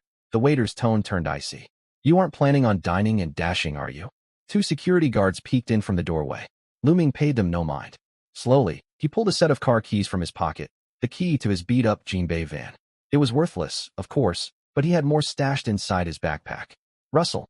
He unzipped the backpack and tipped out stacks of cash onto the table, roughly 100,000 yuan. "Charge 50,000 to the card, and I'll settle the rest in cash," Lu Ming said calmly. "If it still isn't enough, I've got more." He reached into his pocket pretending to search, but in reality retrieved more cash from his spatial storage, adding several more bundles. Now the sum covered the bill. The waiter's eyes bulged at the mountain of red banknotes. Who carried this much physical cash these days? A vulgar rich man? Or perhaps a fugitive? It made no difference to him, as long as the money was there. "Of course, sir. I'll sort this out immediately." The waiter's smile returned, his hands shaking as he counted the cash. "Keep the change as your tip." Lu Ming stood and let out a loud belch. While the waiter headed for the front desk, he flicked his wrist. Store. All the unfinished steaks, red wine, even plates, knives and forks vanished in an instant. The table was spotless, not a crumb left behind. When the waiter returned with the receipt, he stared at the empty table, utterly dumbfounded. Where did everything go?" "I packed it to go." Lu Ming patted his backpack. "What? Afraid I'd steal your tableware?" "No, not at all." The waiter scratched his head, thoroughly confused. There had clearly been an entire feast here a moment ago. How could it disappear in the blink of an eye? Was this man a magician? Ignoring him, Lu Ming strode outside. A chill lingered in the wind, yet his whole body burned warm from the beef and wine flowing through him. He glanced back at the restaurant, its lights blazing. Inside, Guests clinked glasses, chatting and laughing. They discussed stock markets, housing prices, travel plans for their next holiday. No one knew the train bound for hell had already blown its whistle. And he, Lu Ming, held the only ticket aboard. On the outskirts of the city stood an abandoned chemical plant. This was the agreed meeting spot with the dark web seller. No streetlights lined the area. Only unknown insects chirped in the grass, an irritating racket. Lu Ming rode his shared bicycle and stopped before a rusted giant iron gate. He did not go inside. Instead, he stood hidden in shadow, gripping a titanium alloy entrenching tool. Honk, honk. Two horn blares echoed in the distance. An unlicensed black Santana rolled into view and halted 10 meters away from him. A narrow crack opened in the car window. Heaven King covers the Earth Tiger? A hoarse voice came from inside. Lu Ming twitched his lip. Seriously, who still used such corny code phrases in this day and age? The pagoda subdues the river demon. He replied with a matching line. The window rolled all the way down. A hand tossed out a black canvas bag. Count the goods. Lu Ming picked up the bag and unzipped it. By moonlight, he saw neatly arranged first aid kits inside. Morphine injections, hemostatic powder, surgical sutures, and several boxes of potent antibiotics capable of pulling someone back from the brink of death. All genuine. That distinct medicinal scent belonged exclusively to military supplies. Thanks. Lu Ming stuffed the bag into his worn backpack, hopped back onto his bicycle, and faded into the night. Now that he had secured the medicine, the last weight lifted from his heart. It was time to claim the real big haul. Shunfeng Logistics Park. It was 2 o'clock in the morning. The place lay silent as a graveyard. The scrawny intermediary who was meant to guard the gate had long since wandered off. Perfect. Lu Ming abandoned the shared bicycle by the roadside and climbed over the low perimeter wall. The warehouse gate was tightly shut. Through the crack drifted a rich aroma of rice, the scent of grain. Lu Ming unlocked the heavy padlock and pushed open the iron door. Creak. The noise carried far across the quiet night. He switched on his powerful flashlight. As the beam swept across the space, Lu Ming could not help but be stunned, even though he had prepared himself. The 2,000 square meter warehouse was packed to the rafters, stockpiles rising like mountains. On the left stood neatly stacked sacks of wuchang rice, each weighing 25 kilos, piled all the way to the ceiling. To the right were cartons of arowana blended cooking oil. Red plastic barrels glinted under the torchlight. The middle section held vacuum-packed cured pork, sausages, and countless cans. The supplies in this single warehouse could feed 1,000 people for an entire year. But from this moment on, everything belonged to Lu. Lu Ming walked up to the mountain of rice sacks and pressed his palm against the bottom layer. Store. With a thought, no sound was made, just like magic. Whoosh. The towering mound of rice vanished out of thin air, leaving only a thin layer of dust on the concrete floor. Lu Ming did not pause. He moved swiftly through the warehouse like a ghost. Store. The oil disappeared. Store. The cans disappeared. Store. The cured meats disappeared. In barely 10 minutes, the once crammed warehouse, with barely space to stand, was completely empty. Even several mice that had been sneaking rice in the corner froze. Half grains still dangled from their jaws as they stared at the suddenly vacant space, questioning everything they knew. Lu Ming turned his attention to the ring storage space. Within his consciousness, the gray void was now 1/3 full. All supplies hovered silently inside. This was his foundation, his guarantee to live with dignity once the apocalypse arrived. Still, he could not leave yet. If anyone discovered thousands of tons of goods vanishing without trace, it would spark rumors of supernatural happenings. The end was near, and few would bother investigating such a bizarre case. But Lu Ming wanted to avoid trouble. He pulled dozens of empty cardboard boxes out of his storage and scattered them. Then he drove his beat-up Jinbei van to the warehouse entrance, repeatedly reversing and slamming on the brakes. Screech, screech. Tires scraped against concrete, leaving chaotic black skid marks. He forged the scene to look as though a frantic convoy had carted everything away overnight. Once finished, Lu Ming brushed dust off his hands. Flawless. If anyone came to investigate, they would only assume creditors or gangsters had cleared out the warehouse overnight. No one would guess thousands of tons of goods resided inside a tiny ring. After leaving the logistics park, Lu Ming headed straight for the city's most high-end esports hotel in his Jinbei van instead of returning home. Give me a room. I want the fastest internet available. The reception girl eyed the dusty man with a tattered backpack strangely. But when Lu Ming slapped several red banknotes on the counter, her face broke into a wide smile at once. Right away, sir. Our premium suite comes with 10 gigabit fiber. Download speeds are lightning fast. Lu Ming entered the room, locked the door, and booted up his top-spec Alienware desktop. The connection truly lived up to its promise. Speed tests showed a download rate of 1,000 megabytes per second. From his backpack, Lu Ming pulled out the black box he had bought earlier at the computer market, a Synology NAS server loaded with 16 terabyte enterprise hard drives. 20 drives in total, amounting to 320 terabytes of storage. This would be his ark of spiritual nourishment. In the apocalypse, there would be no internet, no entertainment, only cold and bloodshed. Without these files, a person would lose their mind. Let's begin. Lu Ming's fingers flew across the keyboard, opening Xuanlei, Bitcomet, and Baidu NetDisk all at once. Movies?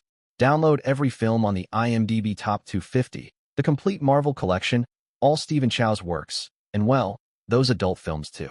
Games. He opened Steam. Elden Ring, Cyberpunk 2077, Red Dead Redemption 2. Every major single-player title was queued for download. Hundreds of gigabytes of AAA games he had never been willing to buy normally. He downloaded cracked versions without hesitation. Beyond entertainment lay vital preparations. Lu Ming opened a folder labeled Survival Guides. Handbook for talent skilled in both civil and military work. Barefoot Doctor's Manual. Encyclopedia of Wilderness Survival. Alongside tutorials on machinery maintenance, crop cultivation, and even how to make explosives from basic materials. These files would gather dust under normal circumstances, yet in the end times, they represented knowledge that could be passed on. The computer fans whirred loudly, roaring like a helicopter taking off. Hard drive activity lights flickered nonstop, glowing a solid red. Lu Ming leaned back in an ergonomic chair, holding an icy cola, watching the green download progress bar scroll across the screen. A profound calm settled over him. Outside the window, the sky was gradually turning pale. The early morning of November 10th. The wind had grown stronger. It was not the mild chill of autumn, but a bitter, piercing gale. Pedestrians on the road wrapped their overcoats tightly around themselves, hunching their shoulders and complaining about the weather. Why has it turned so cold all of a sudden?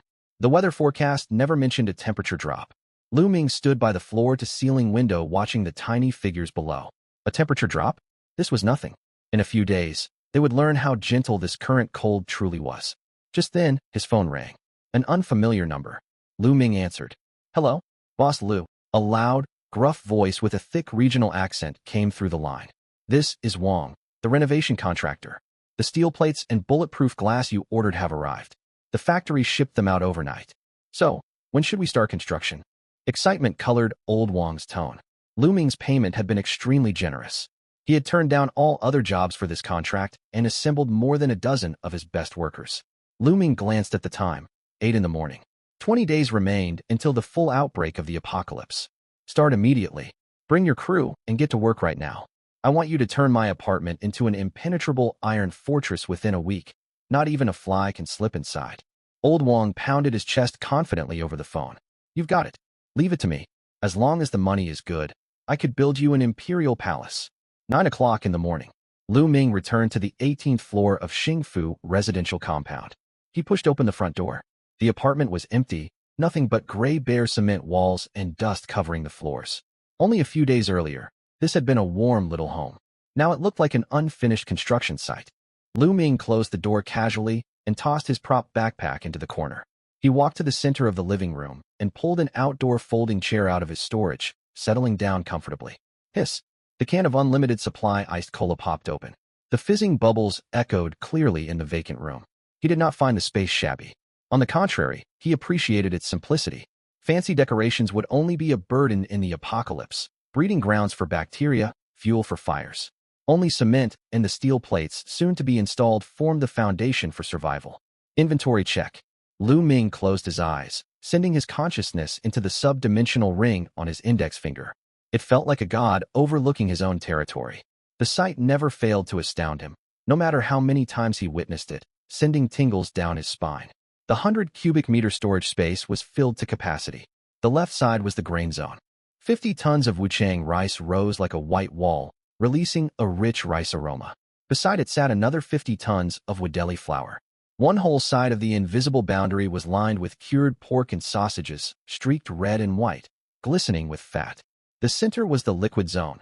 2,000 barrels of arowana cooking oil, 5,000 cartons of Nongfu spring bottled water, plus dozens of large metal drums filled with petrol and diesel collected from petrol stations all over the city.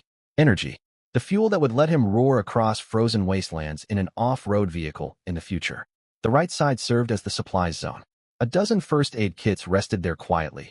Morphine, hemostatic powder, antibiotics. Every box held the power to save a life. Also inside stood the Synology NAS server he had filled with files the previous day, its black casing gleaming coldly. 320 terabytes of entertainment, enough to last him a lifetime. Wealth. Unimaginable wealth. Lu Ming opened his eyes, a grin spreading uncontrollably across his face. In his past life, he had been trampled into mud and humiliated fighting over half a moldy biscuit. In this life, he sat atop a mountain of supplies. This sense of security surpassed any luxury car or mansion money could buy. Ring ring, ring ring. The phone on the floor vibrated violently, breaking the silence of the room. Lu Ming frowned and picked it up. The screen was flooded with missed calls marked in red. Paypay collection agent, Alipay borrow service customer service, XX Bank credit card center. One unfamiliar landline number was also listed, most likely from an outsourced debt collection firm. Over these past days, he had taken out several million yuan in online loans and maxed out every credit card he owned. Had the reckoning finally arrived? He let out a scoff. Lu Ming answered the landline and switched on speakerphone. Hey, is this Lu Ming? A menacing voice crackled over the phone, punctuated by the clatter of keyboard tapping in the background. You're 20 days overdue on the 200,000 you owe our firm. If you don't pay up now, we'll leak your contact list. We'll hang banners outside your workplace and ruin your reputation. An average person would have been terrified hearing this, but Lu Ming merely took a sip of cola and burped. Burp. What? What's your attitude? The caller was clearly enraged. I'm talking to you about serious business. Do you want to end up in jail? Buddy, Lu Ming spoke calmly. Save your phone credit. You. Stock up on more rice and thick warm clothes. Lu Ming's tone remained placid, as if discussing something utterly trivial. Don't freeze to death later. If you come back as a ghost to chase me for debt, you'll still have to wait in line. He hung up. The debt collector on the other end was presumably seething and frantically redialing. Lu Ming watched the screen light up repeatedly, a mocking glint in his eyes. Leak contacts? Ruin his reputation? Jail? These burdens that could crush ordinary people in peaceful times meant nothing before the end of the world. In 20 more days, laws would turn to worthless paper. The only rules would be the guns in your hands and the food in your stomach. Lu Ming pried open the back cover of his phone and pulled out the SIM card. Crack. He squeezed hard between two fingers, and the tiny chip snapped clean in two. He tossed the broken card aside.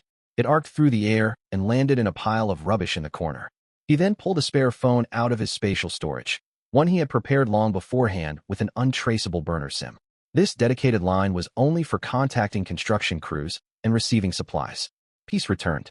From this moment onward, Lu Ming severed all social ties to his old life. He was no longer the wage slave weighed down by mortgage and car loans. He was the lord of the apocalyptic stronghold. Lu Ming stood and walked out onto the balcony. The view from the 18th floor was spectacular, overlooking the entire residential complex and even half the city. Down below, the sun still shone bright. The temperature had dropped, yet it remained tolerable for humans. The complex garden bustled with activity. By the security booth, Zhang Chong, the burly head of security, was yelling furiously at a food delivery rider. Are you blind? Who said you could waltz into this complex? Register. Hand over your ID. Zhang Chong wore an ill-fitting uniform, waving a rubber baton and spraying spittle everywhere. The delivery rider kept his head down, apologizing non-stop, sweating profusely out of anxiety. Lu Ming watched coldly. Men like Zhang Chong were bullies who picked on the weak and feared the strong in peacetime. Given a scrap of authority, they acted as if they held absolute power. When the apocalypse arrived, his inner malice would be fully unleashed. He would become a petty tyrant within the complex, looting supplies and preying on women, committing every evil imaginable. Enjoy your shouting while you still can, Lu Ming murmured, swirling his cola can. His gaze shifted. On the lawn, a figure in a white down jacket was walking a dog. It was Lin Xian. She held the leash of her teddy named Daodu, pouting, making heart gestures, tilting her head upward at a 45-degree angle. Hey everyone, it's so chilly today, remember to wrap up warm. Even from this distance, Lu Ming could almost hear her cloying, sugary baby voice.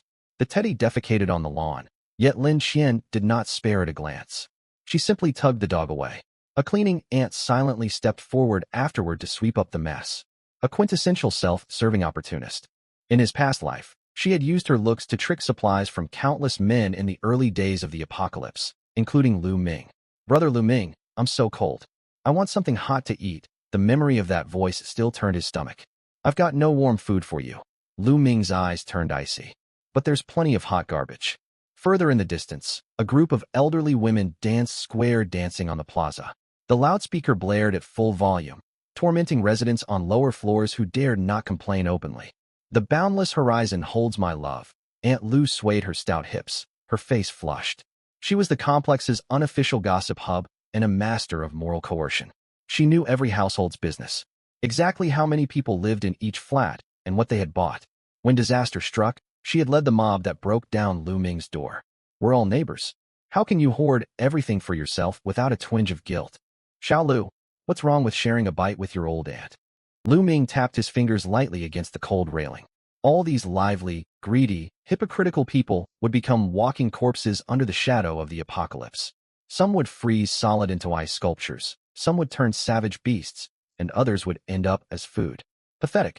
November 11th, Singles Day. In previous years, Lu Ming would have curled up under his duvet scrolling through shopping platforms, hunting for discounted toilet paper and laundry detergent, racking his brains over tiny rebates. But not today. Boom. A deafening crash shook the entire building, followed by heavy-duty jackhammers striking concrete. A shrill, piercing noise that felt as though the drill was boring straight into one's skull. Lu Ming sat alone on a folding chair in the center of the living room, wearing newly purchased Sony noise-canceling headphones and holding an ice-cold cola. Sis. He twisted open the cap. White vapor rising up. He tilted his head back and took a gulp. The icy liquid slid down his throat, sending a sharp shiver through him. Perfect. Heavy metal rock blared in his headphones, blocking out most of the racket outside. In front of him, Old Wong worked shirtless, swinging a 12-pound sledgehammer, every muscle in his body tensed. Heave, heave, heave, Old Wong chanted as he struck. With every blow, the non-load-bearing wall separating the living room and balcony crumbled a little more. Brick fragments flew, and dust billowed like thick fog. Cough, boss. How's that power?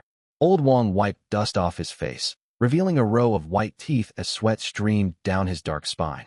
Don't worry. I'll knock all these non-load-bearing walls down this morning. They won't stay standing till the new year. Lu Ming nodded and gestured toward a crate of Red Bull beside him. Help yourselves, lads. Much appreciated, boss. Over a dozen workers surged with renewed energy, demolishing furiously inside the 90-square-meter apartment. Tear everything down. Everything. Aside from the load-bearing pillars and exterior walls, Lu Ming intended to transform the flat into one open, seamless space. Those pointless two-bedroom partitions would only block sightlines once the apocalypse came. He needed an unobstructed view of every corner of the home. Just then, the phone resting on his knee flashed wildly. The residential group chat had erupted. 1802, Grandpa Zhang. What on earth is happening? Is it an earthquake? 1204, Sisterly. Which household is renovating at this hour? Have they no consideration? My child is attending online classes. 701, Wang Chong. Damn it. Can they keep the noise down? I just got home after night shift. Lu Ming skimmed the messages and curled his lips into a cold smirk. Early morning? It was 10 o'clock in the morning, within legal renovation hours. What law was he breaking? Moments later, a 60-second voice message popped up, sent from an account with a gaudy peony flower avatar. Aunt Lu. Lu Ming did not play the audio. He could guess exactly. He converted the voice to text rather than subjecting his ears to her yelling. Aunt Lu at 1801. Lu Ming, have you lost your mind? Is this how you demolish a flat? You'll shake the whole building down. You're putting everyone at risk. Selfish. So selfish. I'm warning you, stop work right now. Another message followed immediately. Aunt Lu, everyone don't stand for this. This boy needs to be taught a lesson. He looks quiet normally, but his true colors are showing. Come with me upstairs. Block his doorway. Stop this renovation. Dozens of replies poured in at once. 1603, right. Let's go confront him. 1702. I'm coming too. The noise is unbearable. Lu Ming stared at the screen without the slightest ripple of emotion. Block my door? Come ahead. In his past life, these very same people had hurled identical insults in this chat 3 days after the extreme cold descended. Then they broke through. They broke through his front door and stole his last sack of rice. Back then, Aunt Lu had pressed her shoe against his face and said, Xiao Lu, you live alone anyway. You can't eat all that. Let your old aunt take some off your hands. He could still feel the dull ache on his cheeks. Bang, bang, bang. Heavy blows slammed against the security door, not knocks, violent strikes. Even through the noise-canceling headphones, The shouting outside was audible. Lu Ming, open this door. Get out here.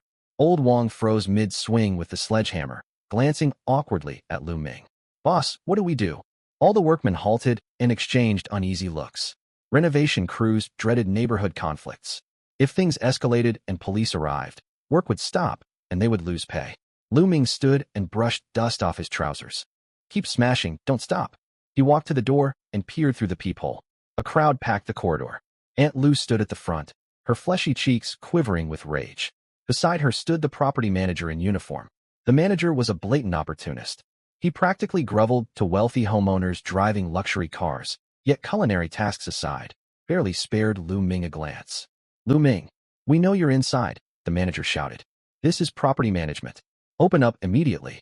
Multiple residents have filed complaints over illegal renovation and potential structural damage.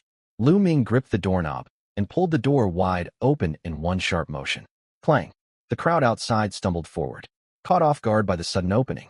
Aunt Lu staggered, pointed her finger straight at Lu Ming and began screaming. You ungrateful little. Shut up. Lu Ming shot her a cold glance, his expression blank, without anger, as if he were gazing at livestock waiting for slaughter. Aunt Lu choked. The words stuck fast in her throat. Ignoring her, Lu Ming turned straight to the property manager. Illegal? Which regulation have I broken? The manager wore a stern expression, hands behind his back, feigning impartiality. We have received numerous noise complaints. The vibrations are extreme, and we suspect structural tampering. Work must cease for inspection, and you will face fines. Exactly. Fine him heavily. Aunt Lu egged him on. Make him rebuild the walls. Cut his power. Shut off his water supply, someone shouted from the back of the crowd. The manager eyed Lu Ming with quiet triumph. Mr. Lu, for the safety of all residents, we are forced to disconnect your electricity until you rectify the issues. Slap. A stack of red banknotes landed hard against the manager's chest. He caught them instinctively. The bundle felt thick and heavy. He glanced down, and his eyes nearly bulged. Cash. Brand new 100 yuan notes. 2 full bundles. 20,000 yuan in total. This covers prepaid electricity fees, next year's property management fees, and a little extra for you to buy tea with. The manager's hands trembled. 20,000 yuan. His monthly salary was only 4,000 yuan. This amounted to half a year's pay, untraceable cash off the books. His previously dark, scowling face instantly bloomed into a wrinkly grin. Oh my, Mr. Lu, there's no need for this. You're far too generous. He stuffed the money into his pockets in one fluid, hurried movement. Terrified Lu Ming might change his mind. Well, a little noise during renovation is perfectly normal. The manager cleared his throat, spun around, and fixed a stern glare on Aunt Lu and the mob. We should all be understanding. Mr. Lu is working within permitted renovation hours. I've already checked. No load-bearing walls have been touched. Everything complies with regulations. Regulations my foot. Aunt Lu flew into a rage, spraying spittle everywhere. Are you blind? The whole building is shaking. Lu Guifan. The manager raised his voice sharply. Watch your tone. Are you an expert? I say everything is fine, so it is. What are you all loitering around here for? Don't you have work or cooking to do? Disperse now. Anyone continuing to stir up trouble will be reported for disrupting public order, and I will call the police. Greased with cash, he managed. The manager defended Lu Ming fiercely, hurting the crowd and pushing Aunt Lu toward the elevators. You two. This is outrageous. You're in cahoots. Aunt Lu shook with fury, pointing between the manager and Lu Ming. Mark my words, this isn't over. Move along, don't block work. The manager practically shoved Aunt Lu into the lift before turning back to beam obsequiously at Lu Ming. Carry on with your work, Mr. Lu. Call me anytime you need something. Your power supply is guaranteed. Anyone who tries to cut the electricity will have me to answer to. Lu Ming nodded silently and closed the front door. Bang. Quiet settled again. Muffled shouts of the manager reprimanding the crowd drifted from the corridor. Money truly makes the world go round. The old saying held perfectly true.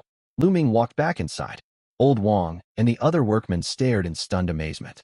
After years traveling across the country doing renovations, they had seen clients offer cigarettes or treat crews to meals, but never anyone who simply handed a large sum of cash straight to the property manager. Boss, you're something else. Old Wang gave a thumbs up. Back to work. Lu Ming offered no explanation and headed for the bathroom. The only room still fitted with a door, even though its frame was barely hanging on after the shaking. The crash of sledgehammers resumed, louder than before. Now that they saw how unyielding their employer was, Old Wong and his crew swung their tools with even greater force. Lu Ming locked the bathroom door and sat down on the toilet, checking his phone. 11:11, an auspicious number. He had not opened today's mystery box yet. The time was perfect. He tapped the black app icon on his screen. Open. It was Saturday, normally a day for minor rewards, yet the glow emanating from the screen seemed unusually bright. Congratulations. You have obtained Multifunctional Tactical Entrenching Tool Titanium Alloy Supreme Version. Description: total length 80 centimeters. The blade is forged from aerospace-grade titanium alloy with hardness HRC 60+. One edge forms an axe blade, the other serrated. It can dig, chop, saw, shovel, and even be used as a frying pan. Built-in flint rod, survival whistle, and window breaker. Warning: this weapon can cleave a human skull as easily as slicing a watermelon. Not recommended for peeling apples. A black entrenching tool materialized out of thin air in Lu Ming's grasp. His first impression was weight. Despite being titanium alloy, the dense construction made it substantial, roughly weighing 3 to 4 G. Matte black all over with zero reflection. Non-slip paracord wrapped the handle for a firm grip. Lu Ming brushed his finger near the blade edge. It was razor sharp. A biting, chilling sharpness, so intense his skin prickled when he drew close. Excellent gear. Lu Ming's eyes lit up. In the apocalypse, melee weapons like this could outperform firearms. Guns made noise and ran out of ammunition. This tool? As long as you possess strength, it would never fail you. Lu Ming stood and swung hard at the wooden towel rack still standing. Swish! A dark blur cut through the air. The thick, solid wooden pole, as wide as a wrist, snapped cleanly in two. Its cut surface smooth enough to reflect light. Lu Ming barely felt any resistance. If this blow landed on a person's neck, images flashed through his mind. Aunt Lu's fleshy face, and Zhang Chong the bully's neck. He let out a low, cold chuckle inside the bathroom. If anyone dared break down his door, he would show them what a genuine cracked skull meant with this tool. Lu Ming stored the entrenching tool inside his spatial ring and stepped back outside. Work continued late into the night. Wrap it up, Old Wong called out. The workers were covered head to toe in dust, as though they had just climbed out of a coal mine. Lu Ming scanned the space. The once cramped flat divided into multiple small rooms was now a bare shell. Partition walls demolished, floorboards torn up, tiles stripped completely from the kitchen and bathroom. Exposed concrete and red bricks stretched everywhere, and dust hung thick. To Lu Ming, however, this was far preferable to fancy decorated interiors. It was the foundation his stronghold needed. Boss. Old Wong wandered over with a troubled look, rubbing dust off his palms. There's something I need to talk to you about. Speak. Lu Ming handed him water. Old Wong did not drink it and sighed. The steel plates you ordered, the supplier just called to say delivery is nearly here, but what? They're far too heavy. These 20-centimeter alloy plates each weigh several hundred G. The building lift is designed for passengers, not heavy cargo. It cannot support the load. On top of that, the dimensions won't fit through the lift doors. If we carry them up the stairs, this is the 18th floor, boss. We would need extra pay. And even then, the lads will wreck their backs. It was indeed a major hurdle. Hauling dozens of tons of steel up 18 flights manually would be treating men like beasts. Lu Ming frowned and walked to the window to look down. Beneath the night sky, a heavy truck with hazard lights flashing slowly rolled into the compound, its cargo bed loaded with dark steel plates. The elevator won't fit them. Lu Ming tapped his fingers on the window, his eyes flickering. Then there was only one option left. Hoist them up. Lu Ming turned to look at Old Wong. Rent a heavy tonnage crane and lift them straight in through the balcony. A crane. Old Wong was stunned. Boss, it's the middle of the night. Lifting loads inside the compound will make a racket. The property management, money. Lu Ming uttered just one word. I'll pay double the crane fees. I'll sort out the property staff too, enough to make them hold their tongues. Lu Ming's eyes glinted eerily in the darkness. The materials have to be brought up tonight. No one, not even heaven itself, can stop this. Old Wong swallowed hard as he stared at the young boss. A madman. A total madman. Still, working for a man like this was unbelievably thrilling. Got it. Old Wong gritted his teeth. I'll arrange the crane. Tonight we'll pull off this surprise steel delivery right up in the air. 2 o'clock in the early morning. While most people lay deep in slumber, the tranquility of Xingfu residential compound was torn apart by a low rumble. Virum. 2 red stair-heavy trucks parked below Building 18. Their engines idled, the low hum resembling 2 wild beasts panting. Neat stacks of pitch-black steel plates filled the cargo beds, glinting with cold, hard metallic sheen beneath the streetlights. Nearby, a yellow XCMG crane extended its massive boom. It was a 100-ton class crane. The moment its outriggers settled on the pavement, faint cracking sounds echoed from the concrete. Lift. The veteran crane operator held a cigarette between his lips and gently pushed the control lever. The steel cables tautened, and the first alloy plate rose. The huge alloy steel plate swayed slowly upward to the 18th floor. Lu Ming stood at the edge of the balcony. Strong night winds whipped his windbreaker, yet he did not stir an inch. Slow down. Nudge it left a little.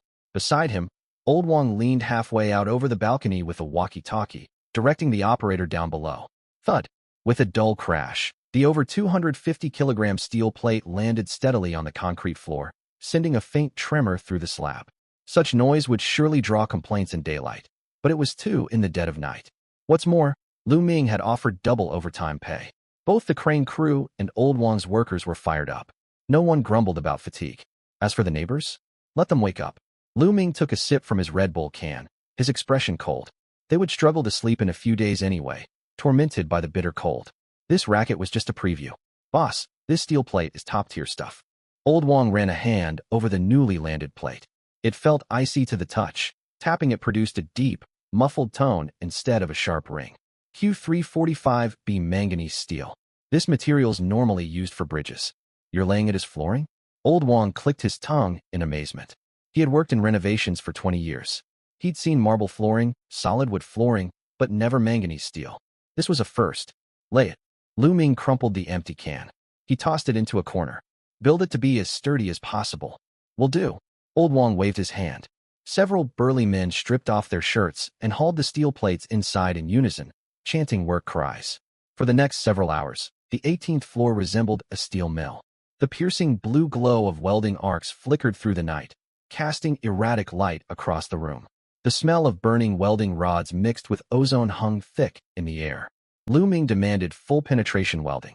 Not spot welding, not intermittent welding. Every seam had to be fully filled with weld metal to fuse the steel plates into a single solid mass. Walls, floors, ceiling. He turned the flat into an airtight box. A 6-sided absolute defense bunker. In his past life, rioters had breached his walls using jackhammers and hydraulic cutters. Ordinary walls might as well have been biscuits against professional tools. But not this time. Lu Ming glanced at the steel walls. The slowly taking shape black steel walls made him curl his lips into a cold smirk. 20 centimeters of manganese steel, layered over concrete. Even an RPG rocket launcher would need ages to blast through. As for neighbors with kitchen knives, let them hack away. Their blades would dull long before leaving so much as a scratch. Downstairs, Lin Qian wandered across the lawn with her teddy dog Dao. She wore white silk pajamas with a down jacket pulled over top. She was not truly out walking the dog. Fed up with the commotion upstairs, she had come down to escape the noise and watch the spectacle. She tilted her head, staring at the flickering blue light and the enormous crane boom. He's lost his mind. Lin Qian pulled her jacket tighter.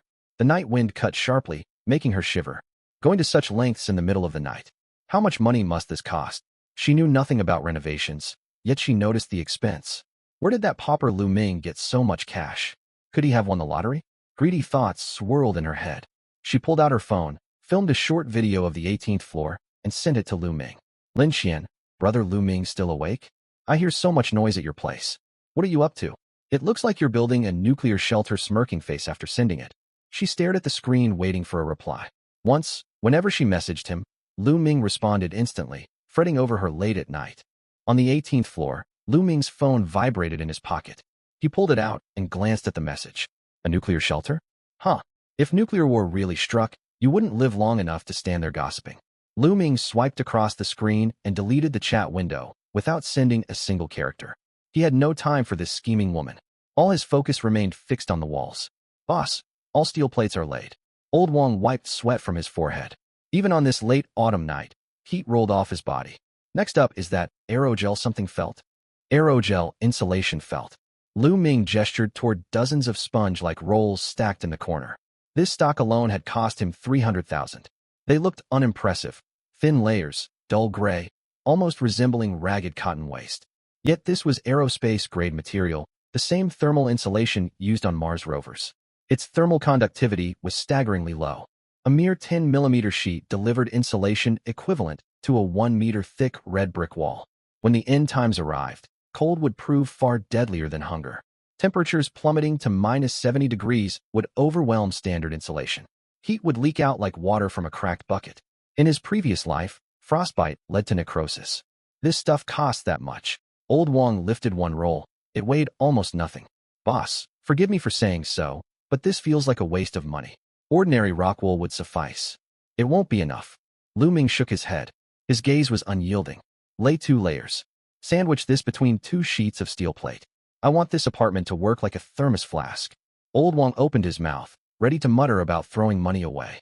But the memory of the 2 million overtime pay shut him up at once. Get laying. Do it carefully.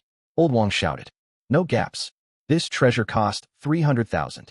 The workers carefully attached the felt to the steel. They covered it with the second steel sheet. Lu Ming stood by, supervising every inch, every corner. As layers of gray felt were sealed inside the walls, his sense of safety grew stronger. This was more than insulation. It marked the line between life and death. With it, even if the world outside froze into an ice age, the room would stay warm. He could walk around in short sleeves, sipping iced cola, watching his bullies shiver. Watching them freeze solid into ice sculptures would be a pleasing contrast. That sense of superiority made Lu Ming take a deep breath. Even the air tasted sweeter. Work dragged on until dawn neared. Boss, most of the structural work is finished. Old Wong collapsed onto the ground, barely able to hold his cigarette. These walls and floors are now an impenetrable steel barrel. Not even an atomic bomb could breach us. Lu Ming scanned the room. The reinforced walls made the space slightly smaller, yet the heavy, solid aura brought immense reassurance. This was a safe house. His ark. Then, a gust of frigid wind surged inside, making Old Wong sneeze. Achoo! Lu Ming turned toward the balcony. A huge dark void gaped there. The sliding glass doors had long been removed to hoist steel plates. Even the window frames had been completely demolished. Chilly wind swept unrestrainedly into the apartment. Old Wong. Lu Ming walked to the large opening, his toes right at the edge. 18 stories of empty air stretched far below. When will the windows arrive? Any minute now. Old Wong scrambled to check his phone. The manufacturer says they're en route. Should get here by noon. That bulletproof glass is custom-made. I heard it can stop sniper rounds. Curiosity tugged at Old Wong. This was far beyond renovation. It was wartime fortification. Lu Ming offered no answer.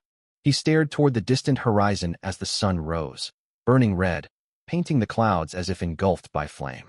Moments later, he turned back, his voice steady. Pressed the manufacturer. I want that glass installed before nightfall. Every minute late deducts 10,000 from the final payment. At the mention of withheld pay, Old Wong jumped to his feet and roared into his phone. Hey Zhang, where the hell is your truck? The boss needs this urgently. If you don't get here soon, I'll wreck your workshop. Lu Ming smiled. He picked up a cola bottle from the floor and clinked it. Pleasure doing business. 12 noon. Behind the red stair truck, an air cushion shock-absorbed vehicle built for precision equipment pulled to a stop. Workers wearing anti-shock suits carefully hoisted massive wooden crates onto the crane's lifting gear. Easy. Everyone take it slow. The manufacturer's technician shouted until his throat went hoarse down below. Each pane costs 200,000. You couldn't pay for one if you sold yourselves. 200,000 apiece. Lu Ming had ordered 4 panes in total. They would serve as the ultimate barrier sealing off the gaping balcony opening. When the first pane slowly rose to the 18th floor, even seasoned Old Wong gasped. Hiss! Old Wong knocked against the newly delivered glass. It produced no ring, as though striking solid stone.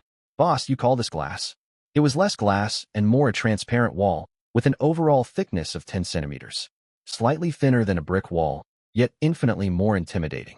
It carried a deep muted green tint, the result of multiple layers of high-strength polycarbonate laminated with tempered glass. Triple laminated structure. Lu Ming reached to touch the surface. It felt cold, smooth, hard as diamond. Aerospace-grade bulletproof film sandwiched between layers. Even a .50 caliber Barrett sniper rifle firing 3 consecutive shots at the same spot cannot pierce it. And ordinary rifle rounds. Lu Ming laughed coldly. Little more than a tickle. Old Wong swallowed nervously. A sniper rifle? Who exactly was the boss guarding against? Aliens? Install them. Lu Ming ordered. Seal the balcony completely. The workers set to work once more. The noise of drills and hammering filled the air. Just then, a gruff shout echoed from the doorway, sharp and aggressive. What's going on here? Lu Ming turned. A burly security guard stood in the entrance. The rough-faced guard gripped a rubber baton as he craned his neck to peer inside. It was Zhang Chong, head of the security team. He regularly abused his authority to extort petty bribes. Well, if it isn't Boss Liu. Zhang Chong swaggered inside. His beady eyes swept over the steel-lined room and the enormous glass panes, undisguised greed shining in his gaze. Quite the renovation project. Turning your flat into a steel vault? He walked to the uninstalled bulletproof glass and tapped it with fingers stained yellow from cigarettes. So thick. Scared your wife will hit you? Or have you done something shameful, fearing ghosts knocking at your door? Zhang Chong roared with laughter, his bulk shaking. The workers paused their labor, unsure how to react. Lu Ming did not laugh. Standing in shadow, he twirled a titanium alloy entrenching shovel between his fingers. The black blade spun like a black widow spider ready to strike. What do you want? Lu Ming's voice was quiet yet sharp with icy menace. Plenty. Zhang Chong dropped his grin, smacking the baton against his palm repeatedly. This is unauthorized renovation. You've altered the building facade. Do you know the regulations? I should order you to halt work and tear everything out. Zhang Chong rubbed his thumb against his forefinger, a clear demand for money. Still, we're all neighbors. I don't want to push things too far.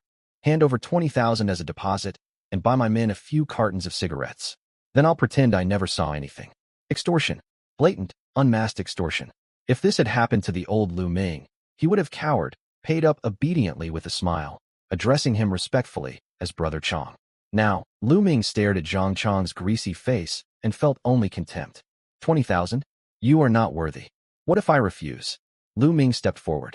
Refuse. Zhang Chong froze, not expecting the usually mild young man to talk back. His expression darkened, and he advanced 2 steps, trying to intimidate Lu Ming with his stature. Refuse, and work stops right now.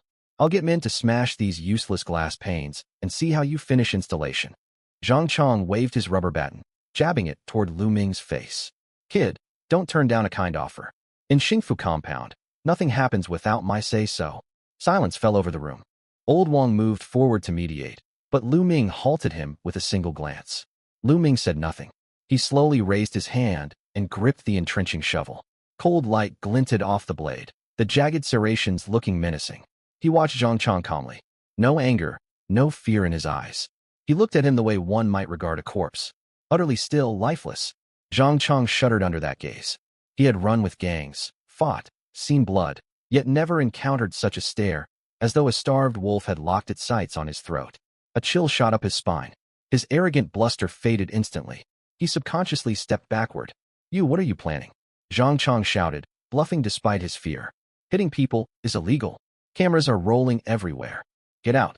A single word left Lu Ming's mouth.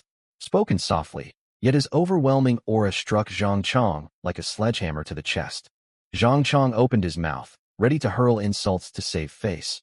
But staring at the gleaming shovel in Lu Ming's grasp, his throat tightened. Instinct warned him that one more careless word meant death. Fine, fine. You've got guts. Zhang Chong gritted his teeth and pointed at Lu Ming. Lu Ming, mark my words. This isn't over. Don't ever come begging me for favors. He spun around and fled, walking hurriedly, nearly tripping over a coil of wire by the doorway. Once outside, he spat viciously. Freak. Someone will get rid of him sooner or later. Inside the apartment, Old Wang wiped cold sweat from his forehead. Boss, he's the head of security. We're bound to cross paths again. Making an enemy of him, it doesn't matter.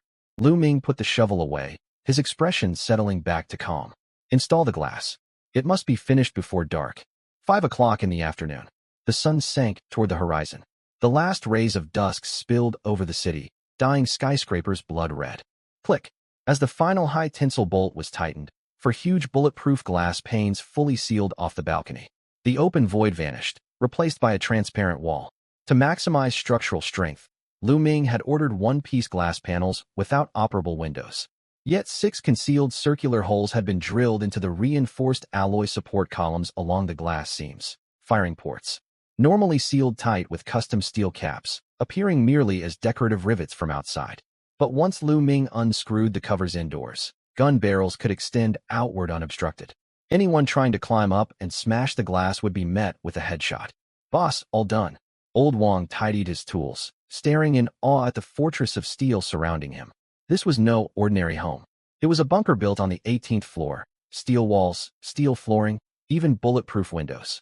Here is part of the payment. The The remainder will be settled at month's end.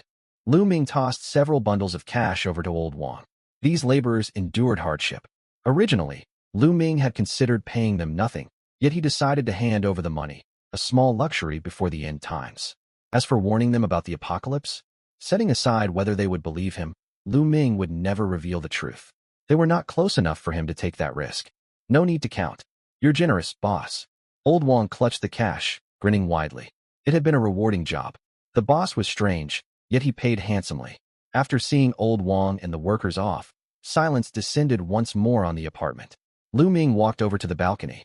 Through the 10-centimeter thick glass, the world outside appeared distorted, and all noise was completely sealed off. The honking of cars on the road downstairs and the music from elderly women dancing square dance vanished without a trace. Silence engulfed him, as if he were deep beneath the ocean. Lu Ming stretched out a hand and pressed it against the cold glass. The firm touch flooded his heart with a powerful sense of security. The hard renovation work was finished. This once fragile commercial apartment had now become one of the strongest fortresses in the city.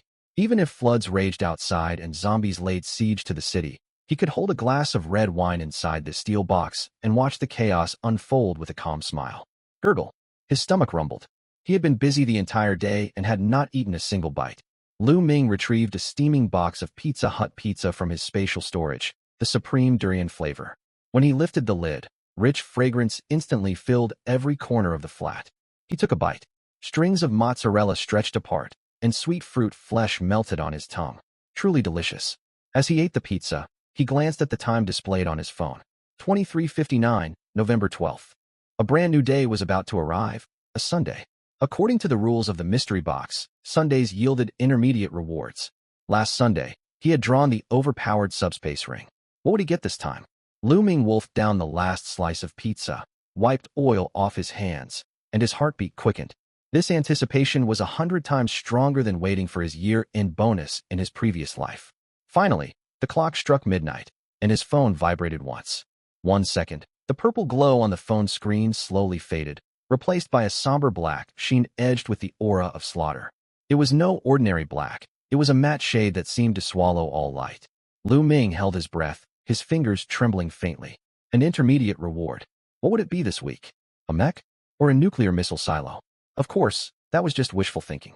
As the light dissipated, an elongated black crate materialized out of thin air on the coffee table. It was heavy enough to make the table creak under its weight. Lu Ming reached out and unlatched the fasteners. With a soft click, the lid sprang open. Resting inside was a deadly weapon crafted with stark industrial aesthetics. Congratulations on obtaining. Night Stalker Composite Tactical Crossbow comes with 50 carbon fiber armor-piercing bolts.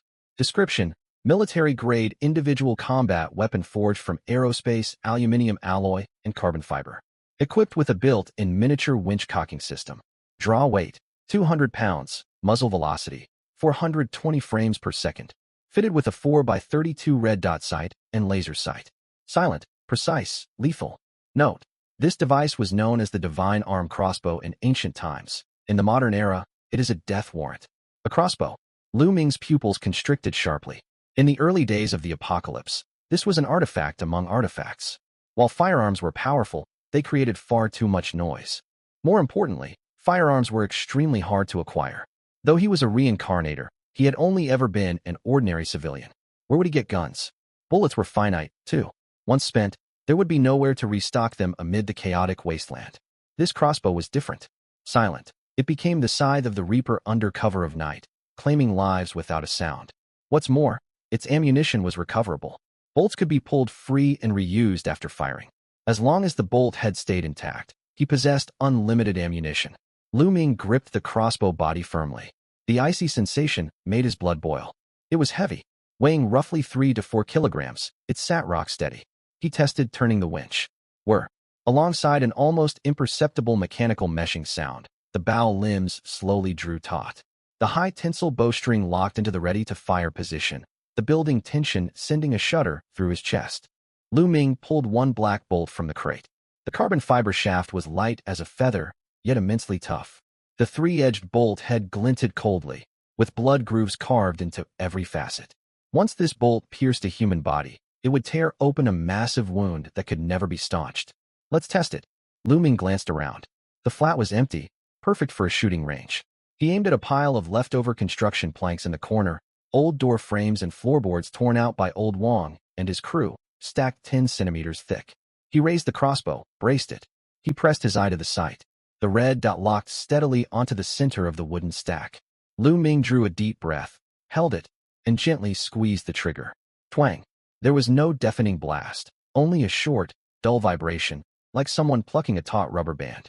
The next instant, a cloud of wood splinters exploded from the stack in the corner. The bolt sliced through the thick planks as though cutting tofu, then buried itself deep in the concrete wall behind with residual momentum. It sank 3 centimeters into the wall. The bolt tail vibrated violently, humming continuously. Lu Ming walked forward and stared at the clean penetration hole, swallowing hard. What penetrating power! If this struck a person, forget body armor. Even 2 thick cotton overcoats would be pierced clean through, and it made no noise. The victim would collapse without ever knowing what killed them. A superb piece of gear. Lu Ming grabbed the bolt shaft and pulled hard, but it did not shift an inch. He eventually braced his foot against the wall and strained to yank it free. The bolt head was undamaged, not a speck of paint chipped off. This crossbow was now his primary long-range weapon. With it, even a burly brute like Zhang Chong would be forced to his knees 50 meters away. Lu Ming admired his new toy for a long while. He then mounted a hook and hung this deadly armament in the most accessible spot by the entrance, to the left of the front door. If anyone tried to force their way inside, he could grab it in an instant and loose a bolt. That would be his first greeting. It would be simple, brutal, fatal. After testing his new weapon, Lu Ming did not rest. The hard renovations were complete, yet a critical problem remained for survival inside this steel box: air. The apocalypse brought not only bitter cold, but plagues as well. Logically speaking, frigid temperatures should prevent corpses from decomposing. Strangely enough, some bodies rotted regardless. Rotting stench, toxic gas from piled rubbish, and potential viruses would soon fill the outside world. If he kept the windows closed, the flat would turn into a poison chamber. If he opened them, external toxins would seep inside. A top-tier fresh air ventilation system was non-negotiable. Lu Ming climbed the ladder and examined the complex reserved pipe joints inside the suspended ceiling. Beside him stood several huge black cylindrical canisters. He had bought them at great cost from the dark web, military-grade NBC nuclear, biological, chemical filter canisters. These cartridges contained specialized activated carbon and catalysts. They filtered not only PM 2.5, but also sarin gas and anthrax spores. With these installed, the air inside would remain pure. Click. Lu Ming twisted a filter canister firmly onto the connector, tightened the bolts, and applied sealant. He could not trust old Wong with this work, nor dared to let him handle it. This concerned his very life, and Lu Ming completed every step personally. 1, 2, 3. Sweat dripped down his cheeks onto the steel floor panels, making faint plop sounds. Yet he felt no exhaustion. Every bolt he tightened was another lock securing his survival. He kept working deep into the night. Huff. Lu Ming jumped down. He brushed dust off his hands. Power on. Test run. Hum. The fresh air unit activated with a soft drone, like a gentle breeze. Lu Ming held his palm up to the air outlet. Cool, clean air streamed out. He took a deep breath. There was no formaldehyde left over from renovations, no exhaust fumes drifting from the street. Only pure air cleansed through layer upon layer of filtration. This was the scent of safety. Lu Ming stood in the center of the living room and surveyed his surroundings. There were steel walls, bulletproof windows, filtered air, and a lethal crossbow hanging behind the front door. This once ordinary small apartment had transformed into an impregnable fortress. It still looked cold and bare, resembling a prison, only halfway finished. But he knew this was just the beginning.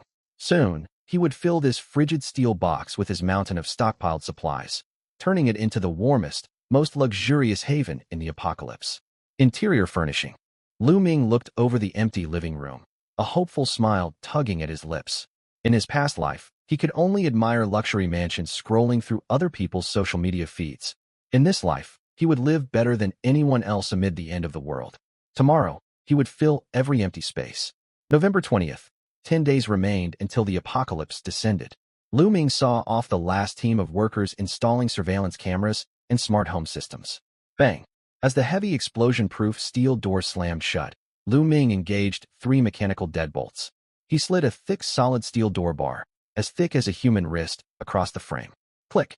That crisp sound marked the moment this space became his absolute domain, a forbidden zone where not even a mosquito could sneak in. Huh! leaning against the door. Lu Ming let out a long breath. He glanced at the empty yet unbreakable steel box and smiled with satisfaction. Now came the most satisfying part, filling it up. For anyone with a hoarder's instinct, watching empty shelves overflow with supplies was mental gratification. Lu Ming walked into the secondary bedroom, originally a guest room, now converted into a fully enclosed storage chamber. Heavy-duty steel warehouse racks lined every wall, each shelf rated to carry 500 kilograms. Come forth. Standing there, Lu Ming focused his mind. He activated the subspace ring he wore. Whoosh. No dazzling effects, no noise. The air rippled faintly. Crates of Nongfu spring mineral water materialized out of nowhere, stacking neatly on the lowest racks like Tetris blocks. Their red packaging looked bright under the lights. Next came instant noodles, Master Kong braised beef, Uni President pickled mustard, Tongda Japanese tonkatsu, dozens of varieties from countless brands. Hundreds of cartons of instant noodles quickly covered an entire wall. The riot of colorful packaging created an overwhelming visual impact. This was security. This was confidence. Like a king patrolling his territory, Lu Ming ran his fingertips along the rows of shelves. Stack luncheon meat here. Whoosh. Hundreds of cans of mail-in luncheon meat lined up in formation, metal surfaces glinting attractively. Self-heating rice over here. Whoosh. Heideleo, Kaizeo, Modaxian, mountains of self-heating hot pot and rice boxes piled high. In less than half an hour, the empty secondary bedroom had turned into a miniature Walmart warehouse. The sight sent a pleasant tingle down his spine. Yet it was still not enough. Lu Ming moved into the living room, which he had designated as the living zone and energy hub. In the corner sat two Yamaha silent generators, with dozens of diesel-filled metal drums stacked neatly beside them. These were the heart of his fortress. Once the city power grid collapsed, these machines would be his source of light. In the center of the living room stood a treadmill. He would not be able to go outdoors once the apocalypse hit. He could not let his physical condition deteriorate. Running 5 kilometers every day kept him fit, and its built-in power generation module could charge storage batteries. The electricity produced was negligible, yet it represented an attitude. I am not merely surviving, I am thriving. The master bedroom served as Lu Ming's comfort zone. A 2-meter-wide bed held a thick latex mattress topped with premium down duvets. Crates of hand warmers lined the walls, alongside the polar special operations suit he had drawn from a mystery box. Lu Ming even retrieved several potted green vines and succulents from the ring and set them on the windowsill. The outside world would soon turn into a frozen hell, but there must be life inside these walls. The bathroom was stacked full of water barrels, totaling 5 tons. Coupled with thousands of crates of mineral water stored inside the ring, he had enough drinking water to sustain himself for years. Furthermore, Lu Ming walked to the sink and picked up an unopened cardboard box. Premium whole-house water purifier equipped with reverse osmosis RO membrane. It had been a minor reward from the mystery box a few days prior. Small as it was invaluable in the apocalypse. With this device, melted snow, rainwater, even water from toilet tanks could be filtered into safe drinking water. Lu Ming expertly connected the pipes and tightened all fittings. The soft hum of water passing through filter cartridges sounded soothing. He filled a glass and drained it in one gulp. The water tasted wonderfully pure, free of chlorine, smooth like purified drinking water. Once everything was set up, Lu Ming sank into the genuine leather sofa in the living room. He had bought this sofa secondhand from a bankrupt furniture store. Though pre-owned, it offered incredible comfort. Once you sank into it, you never wanted to rise. This is amazing. Lu Ming pulled out a box of self-heating spicy hot pot from a nearby crate, another reward from the mystery box. He tore open the packaging, poured in water, and closed the lid. Bubble, bubble. Minutes later, rich spicy aroma spread through the room. Tripe, beef slices, and wide noodles simmered in bright red chili oil. Lu Ming picked up a slice of beef and bit into it, gasping from the heat. Yet the fiery spice washed away every trace of fatigue. If only he had a game to play right now. Lu Ming's eyes lit up. He remembered the PS5 and hundreds of game discs he had casually purchased at a computer market. He stood and connected the console. His 85-inch Sony television flickered to life. Crisp 4K HDR resolution rendered every tiny detail visible. God of War Ragnarok, Elden Ring, Red Dead Redemption 2. Staring at the row of game icons, Lu Ming felt content. Outside, snow would bury everything and zombies roamed freely. Indoors, he would sit with heating on, eating hot pot, and playing video games. This was hardly apocalyptic survival. It was an apocalyptic vacation. As Lu Ming daydreamed about his comfortable otaku lifestyle to come, he impulsively grabbed the high-powered binoculars resting on the coffee table. He walked to the window. Through the thick, bulletproof glass and one-way vision film, he had an unobstructed view of the street below. Night had fallen, yet the streetlights remained lit. A black Porsche Cayenne was parked at the community gate, its bright headlights cutting through darkness. Two people stood beside the vehicle. One wore a white down jacket, tall and slender. Even bundled up, her long legs were unmistakable. Lin Xian. The other was a young man in a windbreaker with slicked-back hair. Holding a cigarette between his fingers, he leaned against the car door, talking to Lin Xian. Lu Ming adjusted the focus. He recognized the man, a famous local rich heir named Zhao Tian, whose family ran a real estate enterprise. Lin Xian had once posted photos of this Cayenne on her social media, captioned, "Thank you, young Master Zhao, for afternoon tea." Both of them looked solemn at this moment. Lu Ming could not hear their voices, yet he knew basic lip reading. Coupled with the military-grade clarity of the binoculars, he followed Zhao Tian's lips closely. "Flight tickets, booked, last chance, really, have to leave, over there safe." Lu Ming frowned. Fleeing overseas to seek refuge? Evidently, wealthy elites had caught wind of what was coming. The global deep freeze would strike every corner of the planet. Yet before disaster erupted, people at the top always received advance warnings and scurried to find safer shelters like rats. It would be useless, though. Lu Ming set down the binoculars and watched the two tiny figures below with a hint of mockery. There was nowhere safe this time. A global freeze spared no land, equator or poles, America or Europe. The entire world would turn into one giant freezer. Those who chose to run would die on the road, or perish amid blizzards in foreign lands. Run then. Lu Ming sat back down on the sofa and picked up his game controller. On screen, Kratos swung his axe at enemies. Run as far as you can. Better than them dying right outside my door and forcing me to dispose of their bodies. He bit into crisp tripe and mumbled indistinctly. Nothing beats this hot pot, though. After finishing the hot pot, Lu Ming slouched onto the sofa and let out a satisfied burp. The heating inside the apartment was cranked up high, so cozy that it made him want to doze off. Yet there was still one critical matter he needed to handle. Surveillance. In this end times, information meant survival. If you had no idea what was unfolding outside, you were simply waiting to die. Even if you lived inside a vault, with no way to tell who was trying to pry open your door, you were finished. Lu Ming walked over to the corner of the living room, where a custom-built metal operating console stood. Stretching across the wall above, it was a 12-monitor surveillance matrix. Activate. Lu Ming pressed the main power switch. Buzz. A faint hum of electric current followed, and every screen lit up simultaneously. Blue light washed over Lu Ming's face, lending his gaze an unfathomable depth. The footage was staggeringly clear. The first monitor displayed the elevator lobby. The 4K camera he had disguised as a smoke detector kept a steady watch over both elevator doors. Should anyone step out of the elevators, not even a fly could escape Lu Ming's sight. The second monitor showed the hallway. A pinhole camera covered the entire corridor without a single blind spot. The third screen, the fourth, the apartment building entrance, underground parking garage access, residential garden, and even the outer wall on the 18th floor. The entire complex was under his watchful eye. Lu Ming thought of the 20,000 yuan red envelope he had handed the electrical technician that day. "Master, I need these camera positions concealed. Utterly concealed. The kind no one can find. Even if someone stumbles upon them, they'll mistake them for doorbells or decorations."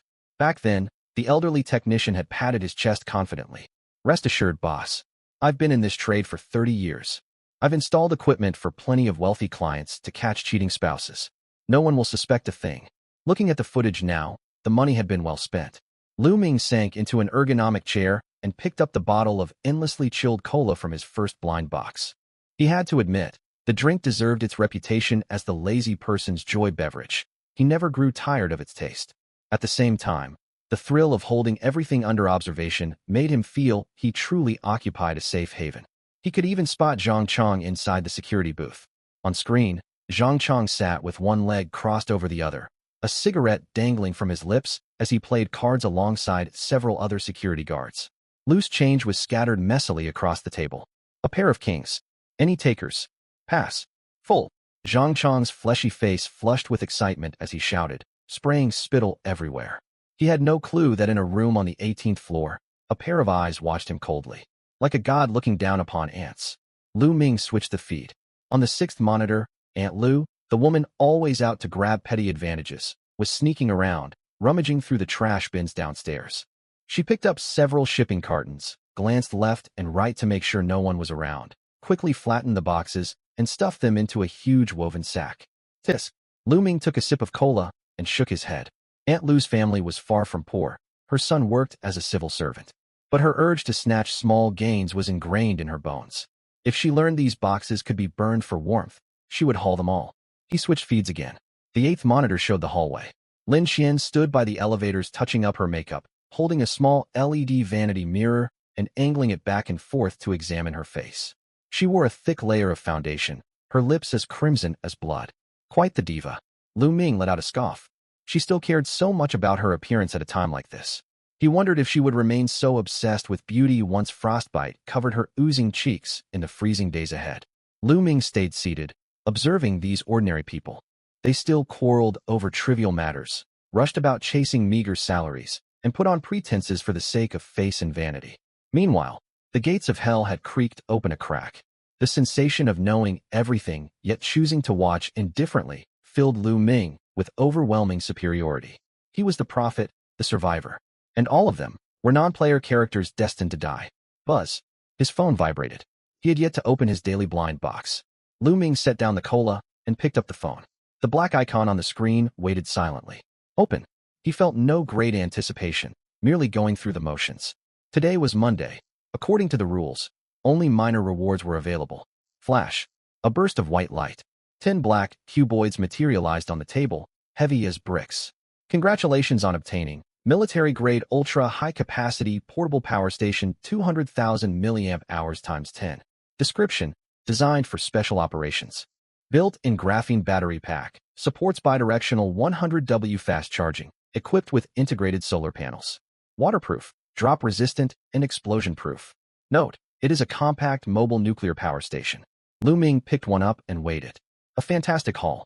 While technically power banks, their capacity was staggering. 200,000 mAh. A regular smartphone could be charged 50 times with one unit, 500 times across all 10. What's more, they came with solar panels, able to recharge as long as light was available, custom-made for the end times. Without hesitation, Lu Ming plugged all 10 black bricks into power outlets to charge. These formed the final line of defense for his surveillance system. If the generator failed or diesel ran out, these power stations could keep the entire monitoring network running for months. Just then, the surveillance feeds flickered. It was not the faint static of a weak signal. Strange bolts of blue-violet lightning sliced through the night sky. Moments later, boom, a deafening crash, as if a hole had been torn open in the heavens. Lu Ming shot to his feet and stared out the window. The once pitch-black sky was shrouded in an eerie purplish-red glow, churning clouds resembling boiling blood. He had seen this celestial phenomenon in his past life. It was the harbinger of the extreme cold. Heat was escaping the atmosphere at a terrifying rate, and magnetic fields were growing unstable. Lu Ming's heart skipped a beat. He grabbed the remote and turned on the television. Every channel cut to emergency news broadcasts. On screen, the normally poised female anchor appeared disheveled, her face pale, speaking at a frantic pace. Breaking news. Breaking news. According to the latest observations, abnormal solar activity will trigger a global temperature drop within the next week. Forecasts indicate temperatures will plunge by over 50 degrees Celsius. All citizens are urged to stockpile supplies immediately. Take measures to stay warm. Avoid non-essential outdoor travel. The anchor's voice trembled. The script in her hands bore a despairing figure. Predicted minimum temperature, 70 degrees Celsius. Lu Ming stared at the screen before slowly sinking back into his chair. It had arrived. Finally, the female anchor's voice continued to echo from the television, her unease barely contained. Severe global temperature fluctuations are expected over the coming week. The footage showed meteorological stations nationwide hoisting red alert signals. Outside the window, the dark sky shimmered with unnatural violet, resembling a massive bruise left by some colossal creature. Lu Ming picked up the remote. Click. He switched off the television, plunging the room into silence. He had no need for news reports. He already knew what was coming. Lu Ming glanced at the banking app on his phone. Balance: 12 yen 450.50. This was the last remnant of money left after maxing out online loans, selling his apartment, and exhausting credit lines. Still too much, Lu Ming muttered with a frown. In the end times, Paper currency would be too rough even for wiping. Holding onto it was a waste when supplies were what truly mattered. He reached out to sense the subspace ring on his index finger. A small vacant patch, a few cubic meters in size, remained tucked in a corner amid mountains of stockpiled goods. His obsessive-compulsive nature demanded it be filled. It had to be filled. Converting this last sum of cash into supplies was the best choice. Stowing them away was the greatest preparation he could make for the apocalypse. Lu Ming stood, grabbed his car keys, and slung his worn, decoy backpack over his shoulders one last time. Let's go. The wind whistled along the streets in the early hours. Roadside leaves rustled loudly, withered yellow foliage swirling down onto the windshield. His beat-up jean Bavin wheezed like an elderly ox as it drove into the night. His first stop, an outdoor goods store. The shop owner huddled behind the counter scrolling through his phone. He watched the same meteorological news with a furrowed brow. Shopkeeper. Lu Ming tapped the glass counter. Solid alcohol, and those. He gestured toward the black crates stacked in the corner. Anthracite. I'll take all of it. The shopkeeper froze and stared at him. All of it. Young man, that's 2 tons of goods. Are you heading off to an Arctic expedition? Something like that. Lu Ming wasted no words and scanned the payment code. How much? $6,400 after discount. Transferred. Lu Ming called assistants to help load. Crates of blue solid alcohol blocks and sacks of refined anthracite soon weighed down the van's trunk. These were invaluable resources. Solid alcohol burned smokelessly with high calorific value, perfect for boiling water and cooking noodles. As for the anthracite, it was a reliable backup. If the generator failed or diesel ran dry, it would be his last means of retaining heat. Burning coal might seem crude, but it would keep him alive. With fuel secured, Lu Ming checked his balance, 6,000 yuan remaining. He turned the van. He pulled up outside a 24-hour downtown bookstore. Xinhua Bookstore. The red sign looked unsettling beneath the violet-tinged sky. No other customers were inside. Only a night clerk dozed at his post. Lu Ming pushed open the door and headed straight for the second floor. He ignored shelves filled with success theory and business management books, worthless paper once civilization collapsed. He made for practical technology and entertainment sections. Encyclopedia Britannica, complete set, taken. Barefoot Doctor's Manual, taken. Militia Military Training Handbook, taken. These 3 works would form the foundation. Next came the manga section. One Piece, Naruto, Dragon Ball. Hardcover complete single-volume collections, all of them. Then the fiction shelves. The complete works of Jin Yong, the complete works of Gu Long, and several thick physical copies of online novels. Lu Ming pushed his shopping cart forward with a loud rattle. The clerk woke up, wiped the drool from his chin, and watched Lu Ming clear the shelves as if stocking a library, stunned. Sir, are you purchasing inventory for a library? No internet access where I'm going, Lu Ming replied, slamming stacks of books onto the checkout counter. Don't want to get bored. In that frozen world without electricity or networks, trapped in endless darkness, physical books would serve as his spiritual sanctuary. While others stared blankly at the ceiling and descended into madness, he could light a candle, curl up under blankets, and follow Luffy out to sea or watch Guijing hunt eagles. This spiritual luxury was more satisfying than feasting on meat. He swiped his card and settled the bill. The books were heavy, and Lu Ming broke out in a sweat hauling them into the van, yet his heart felt lighter. Balance, 2 yen 500. Only a little money left. Lu Ming drove past a KFC. Its lights blazed brightly. The white-bearded colonel's smile looked oddly warm in the night. Screech. He slammed on the brakes. Lu Ming walked inside. Few patrons occupied the restaurant, and the air hung thick with the distinctive oily aroma of fried chicken. It was the finest gift industrial civilization had to offer. Welcome to KFC. May I take your spicy chicken burgers? Lu Ming told the cashier. 500 of them. The cashier's fingers froze above the touchscreen, convinced she had misheard. Pardon? How many? 500, Lu Ming said evenly, as if asking for 500 grains of rice. Start cooking if you don't have enough ready. I'll wait. Also, 50 family buckets and 100 boxes of Portuguese egg tarts. Chaos erupted in the kitchen. The manager rushed out. After confirming Lu Ming was serious and had completed payment, he roared for every fryer to be turned on. The sizzle of chicken hitting hot oil became a beautiful symphony. Lu Ming sat in a corner watching, holding a complimentary cola. He did not waste time waiting.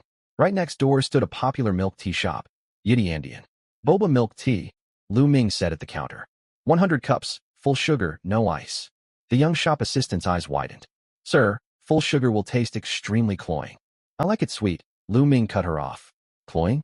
In -70-degree cold, Sugar meant heat, dopamine, survival. Back then, anyone who offered a mouthful of oversweet milk tea would be worshipped.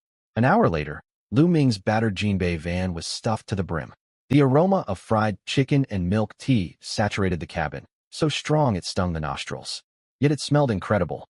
Lu Ming grabbed a burger, tore off the wrapper, and bit down hard. Crispy crust, spicy oil, mayonnaise, calories exploded across his taste buds. He started the engine, steering with one hand while holding the burger in the other, heading toward the abandoned Shunfeng Logistics Park. It was 3 o'clock in the morning, and the logistics park lay deathly quiet. Lu Ming parked inside an empty warehouse and slammed the iron gate shut. He opened the trunk and gazed at his haul. Coal, books, burgers, milk tea. This was his final plunder from the old world. Store. Lu Ming raised his right hand. A faint dark light flashed across the black ring on his index finger. Whoosh. The van's cargo hold emptied instantly. He directed his consciousness into the subspace.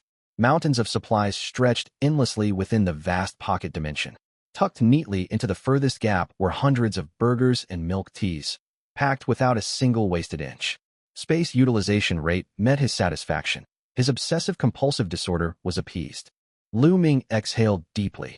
His breath condensed into white mist in the frigid air. Everything was complete. Bank account balance, 0 yen. Not a cent left. The total depletion filled him with immense relief. From this moment onward, he no longer belonged to the money-driven society outside. Numbers, debts, so-called credit, all could go to hell. Lu Ming closed the van door and drove home to the 18th floor. He pushed open the heavy blast-proof door, and warm air washed over him. He took off his frayed backpack that had accompanied him for years. Not long ago, it had held hundreds of thousands in cash, life-saving medicine, and his property deed. Now it was empty, useless. Lu Ming tossed it casually into the trash can beside the doorway. He would never need it again. No more wandering like a stray. He would simply sit within his impenetrable fortress, sipping iced cola, watching outsiders struggle desperately to survive. Lu Ming walked over to the window and drew the thick blackout curtains. As they closed, it felt as though two separate worlds had been severed from one another. November 29th. Temperatures had dropped to 10 degrees Celsius. Pedestrians on the streets wore thick outerwear, white puffs of breath clearly visible beneath streetlights. Lu Ming stood in the entryway, making one final inspection of the custom alloy blast-proof door he had paid a fortune to install. The door was a full 20 centimeters thick, reinforced with bulletproof ceramic and lead sheeting. Even a C4 explosive charge pressed against its surface would leave nothing more than a faint mark. Click. Lu Ming turned the heavy mechanical rotary lock. With the grinding sound of interlocking gears, 18 solid steel bolts shot outward from the door frame, driving deep into the surrounding walls. That was not all. He lifted a thick solid steel crossbar as wide as his wrist and latched it onto the anchor hooks. Bang! Once the final physical lock engaged, the apartment on the 18th floor became an isolated fortress. Viruses, rioters, and the annoying property manager, everything from the outside world was locked out behind 20 centimeters of steel plate. Lu Ming leaned against the door and took a breath. The air carried the faint scent of lavender aromatherapy, freshly circulated by the ventilation system. Silence. Utter silence. The feeling of complete isolation relaxed every pore of his body. No more debt collectors knocking. No more neighbors borrowing salt. No more hollow social interactions. This feels amazing. Lu Ming walked into the living room and sank into the soft leather sofa. His phone screen remained lit, group chat notifications buzzing incessantly like flies. Work group, 32 members. Boss at everyone, where are this month's performance reports? Do you all want to rebel? Boss, Lu Ming. Especially you. Where have you vanished? You even blocked my number and won't answer calls. Xiaoli from finance. Brother Lu, the boss is furious. Please reply quickly. Lu Ming stared at the screen, a cold smirk tugging at his lips. Performance reports? To hell with performance. He would sit right here and watch. He wondered if the boss could maintain that aggressive attitude once the apocalypse arrived. If he valued performance so deeply, he could die and go serve the king of hell. He could drag his entire extended family along to boost his metrics. It had to be said that Lu Ming harbored an immense grudge toward his boss. After all, the man had treated people abysmally. He let out a cold snort and opened another group chat. Happy Estate Residents Group, 500 members. The chat was buzzing with activity, everyone discussing this bizarre weather. 12:04 Sisterly. Why has it suddenly turned so freezing? The heating isn't working. What on earth is the property management doing? Property manager. Everyone, please stay calm. The boiler room is undergoing maintenance. It will be fixed shortly. 1802 Grandpa Zhang, at Property Manager Maintenance. My foot. I've caught a cold from the chill. If the heating isn't back on soon, I'll file a complaint.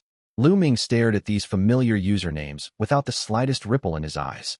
Complaints? In a few days, they would learn that no heating was merely the beginning. Soon even the tap water would freeze solid, and human waste would freeze inside toilet bowls.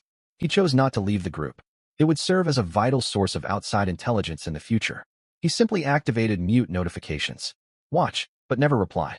Like a voyeur lurking in the shadows, he watched these people indulge in final revelry. Just then, a WeChat notification popped up. That pink profile picture again, Lin Xian. Lin Xian, 5-second voice message. Lu Ming tapped to play it. Lu Ming, why haven't you been going out lately? I want to borrow your ladder. The light bulb is broken. Her voice was cloyingly sweet. In the background, the sound of a show blared from the television. Borrow a ladder? Lu Ming let out a scornful laugh. It had been the same in his past life. Borrow a ladder, borrow rice, borrow oil, then borrow his life. This woman did not actually need a ladder. She had simply not seen her worshipper, Lu Ming, for several days and wanted to test whether he was still around, still ripe for exploitation. Lu Ming held down the voice recording button, his tone calm. Smashed. Thrown away. He sent the message, then tossed his phone aside and paid her no further heed. Lin Xian was most likely stamping her feet in rage on the other end, but that was none of Lu Ming's concern. He had to finish inspection. Lu Ming walked to the bathroom and twisted on the tap. Water gushed out. Clear tap water flowed freely. He pulled out a water quality testing pen and dipped it into the stream. TDS reading, 5, perfect. The whole house purifier functioned flawlessly. Next, he headed to the balcony to check the air intake of his fresh air system. A military-grade NBC filter canister was installed here, capable of purifying the air even if toxic gas blanketed the outdoors. The indicator light glowed green. Filter lifespan, 100. Lastly, Lu Ming walked to the entrance hall, where his armory hung on the wall. A compound tactical crossbow, high-intensity flashlight, entrenching tool, and the tactical dagger hidden inside a secret compartment of the shoe cabinet. Every weapon was polished bright, ready for immediate use. Everything is prepared. Lu Ming stroked the cold surface of the crossbow. His gaze sharpened. All vulnerabilities had been sealed off, all supplies stockpiled. Now he only awaited the critical factor, the cold front that would freeze the entire world. Lu Ming returned to the living room. He retrieved a bottle of 1982 Lafite from his subspace. He had not bought it. He had taken it away from that Michelin restaurant the other day. Without a decanter, he took a swig straight from the bottle. The red wine slid down his throat. The wine spread a warm sensation through his body. He glanced at the digital calendar on the wall. 23:55, November 29th, 2050. In 5 minutes, it would be the 30th, the final day of the month. Per the system rules, a grand reward would be issued. Sunday's reward had been the subspace ring, an overpowered treasure. What would the month-end grand prize bring? Maybe, possibly, perhaps, a tank, a mech suit, or even a nuclear warhead. His heart raced at the thought. The clock ticked over to 23:58.